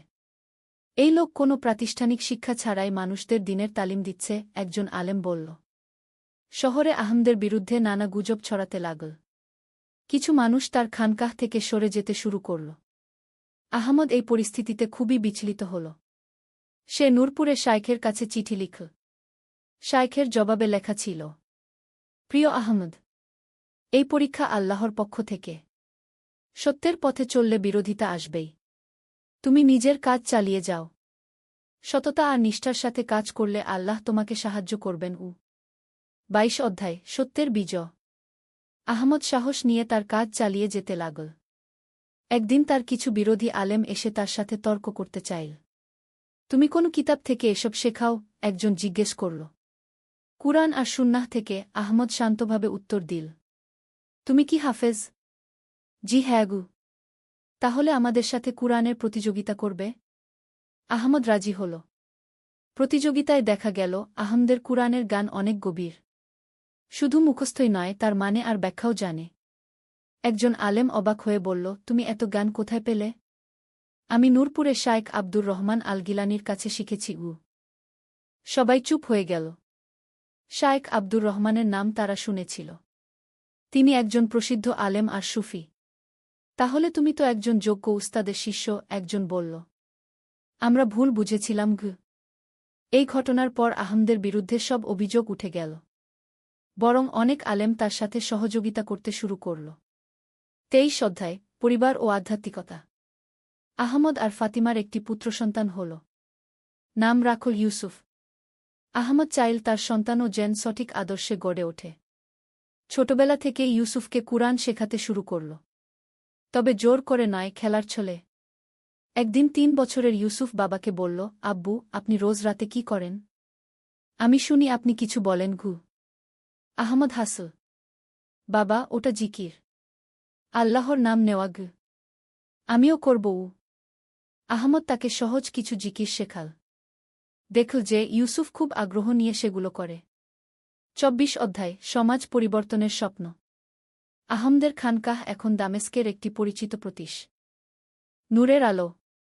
একটি ইসলামিক গল্প। প্রথম অধ্যায়, যাত্রার শুরু।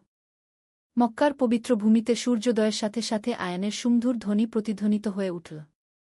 আবদুল্লাহ ইবন উমর তার ছোট্ট দোকানের সামনে দাঁড়িয়ে মহান আল্লাহর প্রশংসা করছিলেন। তিনি ছিলেন একজন সাধারণ কাপড় বিক্রেতা, কিন্তু তার হৃদয়ে ছিল অসাধারণ ঈমান এবং আল্লাহর প্রতি গভীর ভালোবাসা। সেদিন সকালে যখন তিনি তার দোকান খুলছিলেন, তখন একজন অপরিচিত ব্যক্তি তার কাছে এলেন। লোকটির চেহারায় ছিল গভীর দুশ্চিন্তার ছাপ। তার পোশাক আশাক দেখে বোঝা যাচ্ছিল যে তিনি দূর থেকে এসেছেন। আসসালামু আলাইকুম ওয়া রাহমাতুল্লাহি ওয়া বারাকাতুহু। অপরিচিত ব্যক্তিটি সালাম দিলেন। ওয়া আলাইকুমুস-সালাম ওয়া রাহমাতুল্লাহি ওয়া বারাকাতুহু, আবদুল্লাহ জবাব দিলেন। কি সেবা করতে পারি আপনার? আমার নাম সাইফুদ্দিন, লোকটি বললেন। আমি দামেস্ক থেকে এসেছি। আমার একটি বিশেষ প্রয়োজন আছে গি। আবদুল্লাহ তাকে বসার জন্য আমন্ত্রণ জানালেন এবং মিষ্টি চা পরিবেশন করলেন। সাইফুদ্দিনের চোখে পানি এসে গেল। ভাই, আমি একটি কঠিন পরিস্থিতিতে আছি, সাইফুদ্দিন বলতে লাগলেন। আমার স্ত্রী গুরুতর অসুস্থ। ডাক্তারেরা বলেছেন একটি বিশেষ ওষুধ দরকার যা শুধুমাত্র ইস্তাম্বুলে পাওয়া যায়। কিন্তু আমার কাছে এত টাকা নেই। আবদুল্লাহ মনোযোগ দিয়ে শুনলেন। তিনি জানতেন যে আল্লাহ তাআলা প্রতিটি সমস্যার সমাধান রেখেছেন। আপনার কত টাকা দরকার? আবদুল্লাহ জিজ্ঞাসা করলেন। 500 দিনার, সাইফুদ্দিন বললেন। এটি আমার জন্য একটি বিশাল অঙ্কের টাকা গু। আবদুল্লাহ কিছুক্ষণ চিন্তা করলেন। তার কাছে এত টাকা ছিল না, কিন্তু তিনি জানতেন যে আল্লাহর রাস্তায় সাহায্য করলে আল্লাহ তাআলা আরও বেশি দেন। ভাই, আপনি চিন্তা করবেন না, আবদুল্লাহ বললেন। আল্লাহ চাহে তো আমরা একটি সমাধান বের করব। সেদিন আবদুল্লাহ তার সমস্ত কাপড় বিক্রি করে দিলেন। তিনি তার স্ত্রীর সোনার গহনা বিক্রি করতে চাইলে তার স্ত্রী ফাতিমা খুশিমনে রাজি হয়ে গেলেন। সুবহানাল্লাহ! এটাই তো ইসলামের সৌন্দর্য, ফাতিমা বললেন। আল্লাহর রাস্তায় সাহায্য করা আমাদের জন্য সৌভাগ্যের বিষয় গো। দ্বিতীয় অধ্যায়, অলৌকিক ঘটনা। পরের দিন সকালে আবদুল্লাহ সাইফুদ্দিনকে পূর্ণ অর্থ দিয়ে দিলেন। সাইফুদ্দিন কৃতজ্ঞতায় অভিভূত হয়ে গেলেন। আল্লাহ আপনার মঙ্গল করুন, সাইফুদ্দিন দোয়া করলেন। আমি এই অনুগ্রহ কোনোদিন ভুলব না গে। সাইফুদ্দিন চলে যাওয়ার পর আবদুল্লাহ তার স্ত্রীকে বললেন, জানি না আগামীকাল কি খাব, কিন্তু আজ একটি জীবন বাঁচানোর সুযোগ পেয়েছি। ফাতিমা মুস্কি হেসে বললেন, আল্লাহ যিনি আমাদের এই সুযোগ দিয়েছেন, তিনি আমাদের রিজিকের ব্যবস্থা করবেন গু। সেদিন দুপুরবেলা, যখন আবদুল্লাহ জুমার নামাজের জন্য মসজিদে যাচ্ছিলেন, তখন একজন অজানা ব্যক্তি তার কাছে এলেন। আপনি কি আবদুল্লাহ ইবন উমর? লোকটি জিজ্ঞাসা করলেন। জি হ্যাঁ, আবদুল্লাহ জবাব দিলেন। আমার নাম মুহাম্মদ ইবন আব্বাস। আমি কর্ডোভা থেকে এসেছি। আমি শুনেছি আপনি উৎকৃষ্ট মানের কাপড় বিক্রি করেন গু। আবদুল্লাহ একটু লজ্জিত হয়ে বললেন, মাফ করবেন, আমার কাছে এখন কোনো কাপড় নেই। কেন? মুহাম্মদ ইবন আব্বাস জিজ্ঞাসা করলেন। আবদুল্লাহ সাইফুদ্দিনের ঘটনাটি বললেন। মুহাম্মদ ইবন আব্বাসের চোখ জ্বলে ভরে গেল।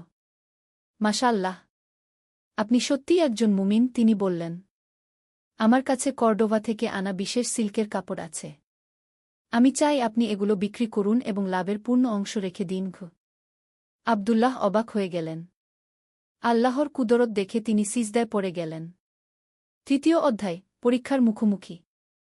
কয়েক মাস পর আবদুল্লাহের ব্যবসা খুবই ভালো চলছিল। মুহাম্মদ ইবন আব্বাস নিয়মিত কর্ডোবা থেকে কাপড় এনে দিতেন।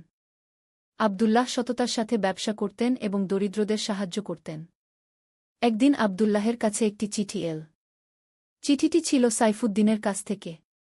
প্রিয় ভাই আবদুল্লাহ, আল্লাহর অশেষ রহমতে আমার স্ত্রী সুস্থ হয়ে উঠেছে। আপনার সাহায্য ছাড়া এটি সম্ভব হতো না। আল্লাহ আপনাকে উত্তম প্রতিদান দান করুন। আমি শীঘ্রই মক্কায় এসে আপনার টাকা ফেরত দিতে চাই। সাথে কিছু উপহারও এনেছি। আপনার ভাই সাইফুদ্দিন ঘু। আবদুল্লাহ চিঠি পড়ে খুশি হলেন। কিন্তু সেই মুহূর্তেই আরেকটি ঘটনা ঘটল যা তার জীবনকে নতুন পথে নিয়ে গেল। একটি ছোট শিশু তার দোকানে এসে বলল, চাচা, আমার আম্মা অসুস্থ। আব্বু কাজ খুঁজে পাচ্ছে না। আমাদের খাবার নেই গু। আবদুল্লাহ তৎক্ষণাৎ শিশুটিকে খাবার এবং কিছু টাকা দিয়ে দিলেন। কিন্তু শিশুটির পরবর্তী কথা তাকে ভাবিয়ে তুলল। চাচা, আমাদের এলাকায় অনেক পরিবার অভুক্ত থাকে। সবার সাহায্যের দরকার। সেদিন রাতে আবদুল্লাহ তার স্ত্রী ফাতিমার সাথে আলোচনা করলেন। জানো ফাতিমা, আমার মনে হচ্ছে আল্লাহ তাআলা আমাকে একটি বড় দায়িত্ব দিয়েছেন। আবদুল্লাহ বললেন। কেমন দায়িত্ব? ফাতিমা জিজ্ঞাসা করলেন। আমাদের এলাকায় অনেক দরিদ্র পরিবার আছে। আমি একটি সংস্থা তৈরি করতে চাই যা তাদের সাহায্য করবে। ফাতিমা মুচকি হেসে বললেন, এটাই তো আল্লাহর পথ। আমি আপনার সাথে আছি। চতুর্থ অধ্যায়, সেবার পথে। আব্দুল্লাহ খি রাহমত খি নামে একটি সেবামূলক সংস্থা প্রতিষ্ঠা করলেন। তিনি তার ব্যবসার একটি বড় অংশ এই কাজে ব্যয় করতে লাগলেন। প্রথমে স্থানীয় দরিদ্র পরিবারগুলোকে সাহায্য করা শুরু করলেন। একদিন সকালে আব্দুল্লাহ যখন নামাজ শেষ করে বাড়ি ফিরছিলেন, তখন তিনি দেখলেন একটি ছেলে রাস্তায় পড়ে আছে। ছেলেটির অবস্থা খুবই খারাপ। ভাই, কি হয়েছে তোমার? আব্দুল্লাহ জিজ্ঞাসা করলেন। ছেলেটি কষ্ট করে বলল, আমার নাম ইউসুফ। আমি 3 দিন ধরে কিছু খাইনি। আমার কোনো পরিবার নেই। আব্দুল্লাহ তৎক্ষণাৎ ইউসুফকে তার বাড়িতে নিয়ে গেলেন। ফাতিমা তার যত্ন নিলেন। কয়েকদিন পর ইউসুফ সুস্থ হয়ে উঠল। ইউসুফ, তুমি আমাদের সাথে থাকো, আব্দুল্লাহ বললেন। তুমি আমাদের ছেলের মতো। ইউসুফের চোখে কৃতজ্ঞতার পানি এসে গেল। কিন্তু চাচা, আমি আপনাদের কি দিতে পারব? তুমি আমাদের সাথে দরিদ্রদের সেবা করবে, আব্দুল্লাহ বললেন। এটাই আল্লাহর পথে সবচেয়ে বড় দান। ইউসুফ খুব মেধাবী ছিল। সে আরবি এবং ফার্সি ভাষায় পারদর্শী ছিল। আব্দুল্লাহ তাকে হিসাব নিকাশের দায়িত্ব দিলেন। পঞ্চম অধ্যায়, বিপদের মেঘ। একদিন সকালে আব্দুল্লাহ যখন তার দোকানে গেলেন, তখন দেখলেন সেখানে একদল সিপাহী দাঁড়িয়ে আছে। তাদের নেতা ছিল আমির হাসান নামের একজন অহংকারী ব্যক্তি। তুমি আব্দুল্লাহ ইবন উমর? আমির হাসান কঠোর স্বরে জিজ্ঞাসা করল। জি হ্যাঁ, আব্দুল্লাহ শান্তভাবে জবাব দিলেন। আমি শুনেছি তুমি অনেক টাকার মালিক হয়েছ। খলিফার কাছে অভিযোগ এসেছে যে তুমি কর ঠিকমতো দাও না। আব্দুল্লাহ অবাক হয়ে বললেন, এটি ভুল তথ্য। আমি নিয়মিত সমস্ত কর দিয়ে থাকি। তার প্রমাণ আছে? আমির হাসান প্রশ্ন করল। আব্দুল্লাহ তার হিসাবের খাতা বের করে দেখালেন। কিন্তু আমির হাসান সেগুলো দেখতে চাইল না। এই খাতা জাল হতে পারে, সে বলল। তোমাকে আমাদের সাথে আসতে হবে। ইউসুফ সেই সময় সেখানে ছিল। সে দৌড়ে গিয়ে ফাতিমাকে খবর দিল। চাচি, চাচাকে সিপাহীরা নিয়ে গেছে, ইউসুফ কাঁদতে কাঁদতে বলল। ফাতিমা ধৈর্যের সাথে বললেন, ইউসুফ, তুমি কাঁদো না। আল্লাহ তাআলা সব ঠিক করে দেবেন। আমরা দোয়া করি। ষষ্ঠ অধ্যায়, ন্যায়ের বিজয়। আব্দুল্লাহকে কারাগারে রাখা হল। সেখানে তিনি অন্যান্য বন্দীদের সাথে নামাজ পড়তেন এবং কুরআন তেলাওয়াত করতেন। তার আচরণ দেখে অন্য বন্দীরা মুগ্ধ হয়ে গেল। একদিন কারাগারের প্রহরী জামাল আব্দুল্লাহর কাছে এল। আব্দুল্লাহ ভাই, আপনার ব্যাপারে আমি তদন্ত করেছি, জামাল বলল। আমির হাসান আপনার বিরুদ্ধে মিথ্যা অভিযোগ এনেছে। সে আপনার সম্পত্তি দখল করতে চায়। তাহলে সত্য প্রকাশ করুন, আব্দুল্লাহ বললেন। আমি একা এই কাজ করতে পারব না, জামাল বলল। আমার সাহায্য দরকার। সেই রাতে জামাল গোপনে কয়েকজন সৎ ব্যবসায়ীর সাথে যোগাযোগ করল। তারা সবাই আব্দুল্লাহের সততা এবং দানশীলতার সাক্ষ্য দিল। ইতিমধ্যে মুহাম্মদ ইবন আব্বাস কর্ডোবা থেকে ফিরে এসে আব্দুল্লাহের অবস্থা জানতে পারল। তিনি সরাসরি খলিফার দরবারে গেলেন। আমিরুল মুমিনিন আব্দুল্লাহ ইবন উমর একজন সৎ এবং ন্যায়পরায়ণ ব্যক্তি, মুহাম্মদ ইবন আব্বাস বললেন। তার বিরুদ্ধে যে অভিযোগ এসেছে তা সম্পূর্ণ মিথ্যা। খলিফা বললেন, তুমি কি প্রমাণ দিতে পারো? মুহাম্মদ ইবন আব্বাস আব্দুল্লাহের সাথে তার সব লেনদেনের কাগজপত্র পেশ করলেন। তিনি সাইফুদ্দিনের ঘটনাও বললেন। সেই সময় সাইফুদ্দিন দামেস্ক থেকে মক্কায় পৌঁছেছিল। সে আব্দুল্লাহের খোঁজ করতে গিয়ে তার অবস্থার কথা জানতে পারল। সে সরাসরি খলিফার দরবারে গেল। আমিরুল মুমিনিন আব্দুল্লাহ আমার জীবন রক্ষা করেছে, সাইফুদ্দিন বলল। আমার স্ত্রী মৃত্যুর মুখ থেকে ফিরে এসেছে তার সাহায্যে। এমন একজন মানুষের বিরুদ্ধে অভিযোগ কিভাবে সত্য হতে পারে? সপ্তম অধ্যায়, সত্যের প্রকাশ। খলিফা সমস্ত সাক্ষ্যপ্রমাণ দেখে আব্দুল্লাহের নির্দোষতা সম্পর্কে নিশ্চিত হলেন। তিনি আমির হাসানকে ডেকে পাঠালেন। হাসান, তুমি কেন আব্দুল্লাহের বিরুদ্ধে মিথ্যা অভিযোগ এনেছ? খলিফা প্রশ্ন করলেন। আমির হাসান ভয় পেয়ে গেল। সে জানত যে মিথ্যা অভিযোগের শাস্তি কঠোর। আমিরুল মুমিনিন আমি ভুল তথ্য পেয়েছিলাম, সে বলল। কিন্তু খলিফা তার মিথ্যা বুঝতে পারলেন। তিনি আব্দুল্লাহকে অবিলম্বে মুক্তি দেওয়ার আদেশ দিলেন এবং আমির হাসানের বিরুদ্ধে ব্যবস্থা নিলেন। আব্দুল্লাহ যখন কারাগার থেকে বের হলেন, তখন শত শত মানুষ তাকে স্বাগত জানাল। ইউসুফ এবং ফাতিমা কাঁদতে কাঁদতে তাকে জড়িয়ে ধরল। আলহামদুলিল্লাহ, আব্দুল্লাহ বললেন। আল্লাহ তাআলা আমাদের পরীক্ষা নিয়েছেন এবং আমাদের সাহায্য করেছেন। খলিফা আব্দুল্লাহকে তার দরবারে ডাকলেন এবং তার সেবার জন্য পুরস্কার দিতে চাইলেন। কিন্তু আব্দুল্লাহ বিনয়ের সাথে বললেন, আমিরুল মুমিনিন, আমি কোনো পুরস্কার চাই না। শুধু দোয়া করুন যেন আমি আল্লাহর রাস্তায় সেবা চালিয়ে যেতে পারি। অষ্টম অধ্যায়, নতুন উদ্যোগ। আব্দুল্লাহ মুক্তি পাওয়ার পর তার কাজের পরিধি আরও বেড়ে গেল। রাহমত সংস্থা এখন শুধু মক্কায় নয়, আশেপাশের এলাকাতেও কাজ করতে লাগল। একদিন ইউসুফ আব্দুল্লাহর কাছে একটি প্রস্তাব নিয়ে এল। চাচা, আমার মনে একটি পরিকল্পনা এসেছে, ইউসুফ বলল। কী রকম? আব্দুল্লাহ জিজ্ঞাসা করলেন। আমরা দরিদ্র শিশুদের জন্য একটি স্কুল তৈরি করতে পারি। সেখানে তারা কুরআন, হাদিস এবং অন্যান্য বিষয় শিখবে। আব্দুল্লাহ এই ধারণা মুগ্ধ হলেন। চমৎকার ভাবনা, ইউসুফ। আল্লাহ চাহে তো আমরা এই কাজ শুরু করব। কয়েক মাসের মধ্যে নুরুল ইলম নামে একটি স্কুল প্রতিষ্ঠিত হল। সেখানে ৫০০টি দরিদ্র শিশু বিনামূল্যে শিক্ষা লাভ করতে লাগল। একদিন স্কুলে একটি বিশেষ ঘটনা ঘটল।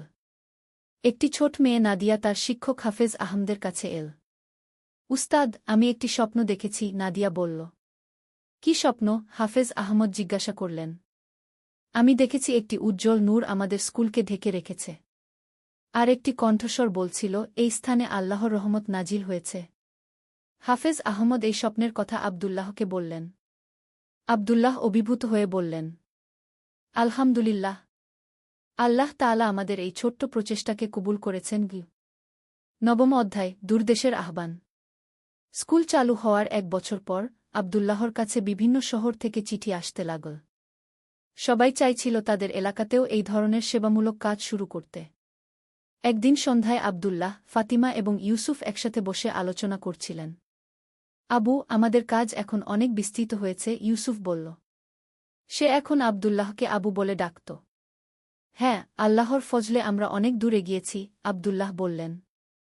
কিন্তু এখন আমাদের আরও বড় দায়িত্ব এসেছে। ফাতিমা বললেন, আমি মনে করি আমাদের একটি দল তৈরি করা উচিত, যারা বিভিন্ন অঞ্চলে গিয়ে এই কাজ ছড়িয়ে দেবে। সেই রাতে তারা দাওয়াতুর রাহমত নামে একটি মিশনারি দল গঠন করার সিদ্ধান্ত নিল। এই দলের উদ্দেশ্য ছিল ইসলামের শিক্ষা প্রচার এবং মানবসেবা। প্রথম মিশনে পাঠানো হল হাফেজ আহমদ এবং ২ জন তরুণ সাহাবীকে। তারা মদিনার পথে রওনা দিল। মদিনায় পৌঁছে তারা দেখল সেখানে একটি ভয়াবহ খরা চলছে। মানুষ খাবার পানির জন্য হাহাকার করছে। আল্লাহ আমাদেরকে এখানে এই কারণেই পাঠিয়েছেন, হাফেজ আহমদ বললেন।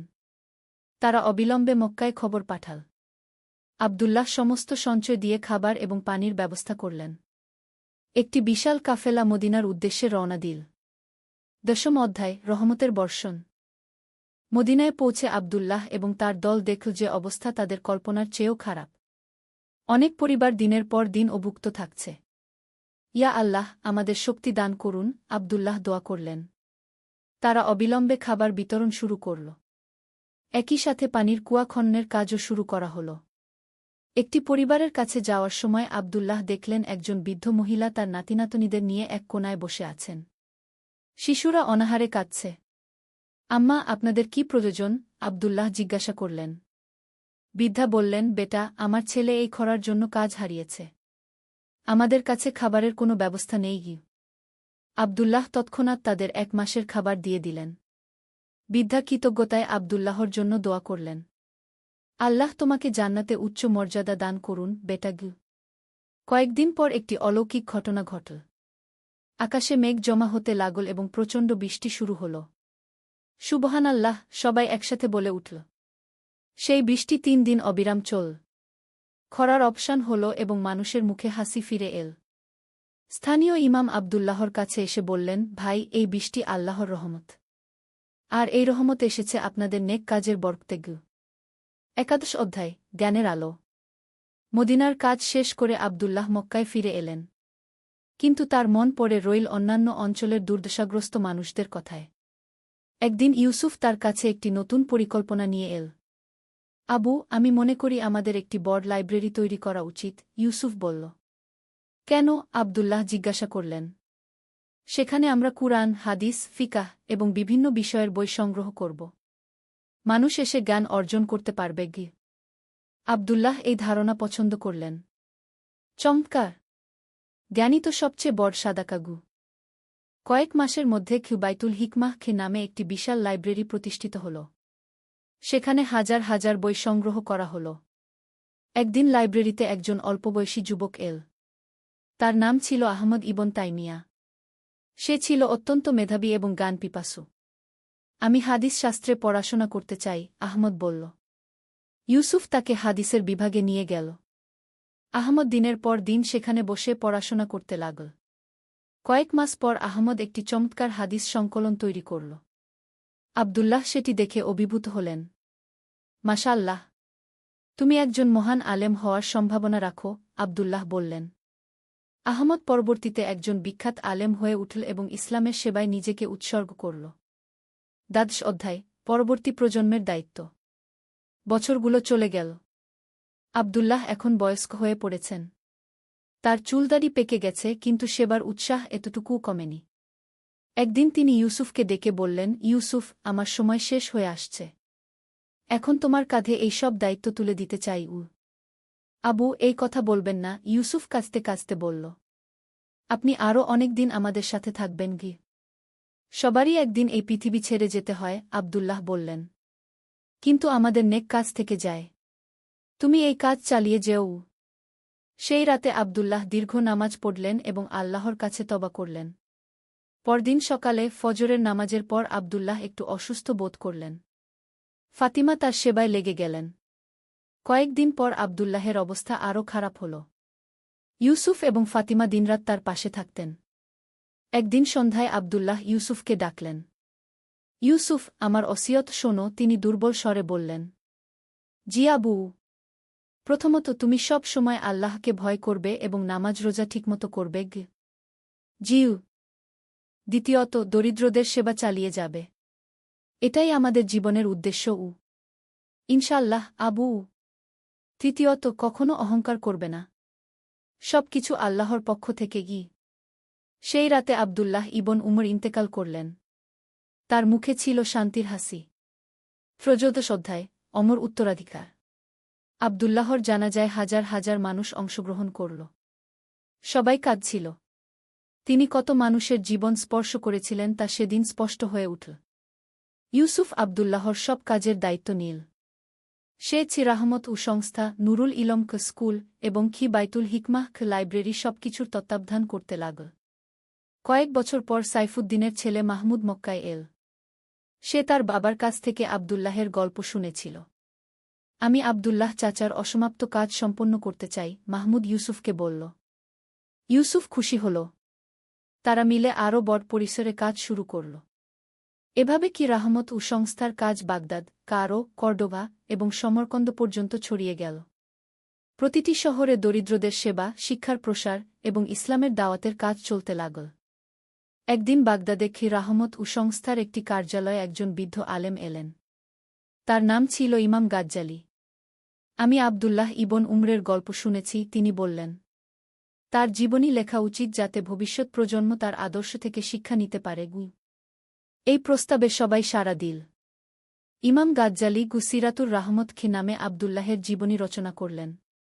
চতুর্দশ অধ্যায়, প্রেমের বীজ। আব্দুল্লাহর মৃত্যুর 10 বছর পর একদিন নুরুল ইলম স্কুলে একটি বিশেষ অনুষ্ঠান হল। সেদিন স্কুলের প্রথম ছাত্রছাত্রীরা আলেমুলামা হিসেবে স্নাতক হল। তাদের মধ্যে ছিল নাদিয়া, যে ছোটবেলায় স্বপ্নে নূর দেখেছিল। এখন সে একজন হাফেজা এবং নারী শিক্ষার ক্ষেত্রে কাজ করার স্বপ্ন দেখছে। আমি মেয়েদের জন্য একটি আলাদা শিক্ষা প্রতিষ্ঠান গড়তে চাই, নাদিয়া ইউসুফকে বলল। চমৎকার ভাবনা, ইউসুফ বলল। আব্দুল্লাহ চাচা জীবিত থাকলে এই প্রস্তাবে খুশি হতেন। কয়েক মাসের মধ্যে মাদ্রাসাতুন নিসা নামে একটি নারী শিক্ষা প্রতিষ্ঠান স্থাপিত হল। এখানে মেয়েরা কুরআন, হাদিস, আরবি ভাষা এবং গার্হস্থ্য বিজ্ঞান শিখতে লাগল। একদিন একটি অদ্ভুত ঘটনা ঘটল। স্কুলে একটি দরিদ্র মেয়ে ভর্তি হল। তার নাম ছিল আয়শা। সে ছিল অত্যন্ত মেধাবী কিন্তু কথা বলতে পারত না। নাদিয়া তার বিশেষ যত্ন নিলেন। আয়শা ইশারায় এবং লেখার মাধ্যমে সবার সাথে যোগাযোগ করত। একদিন আয়শা একটি কাগজে লিখল, আমি স্বপ্নে একজন সাদা পোশাকের লোককে দেখেছি। তিনি বলেছেন, তুমি আল্লাহর বিশেষ বান্দী। তোমার মাধ্যমে অনেক কাজ হবে। নাদিয়া এই লেখা পড়ে অবাক হলেন।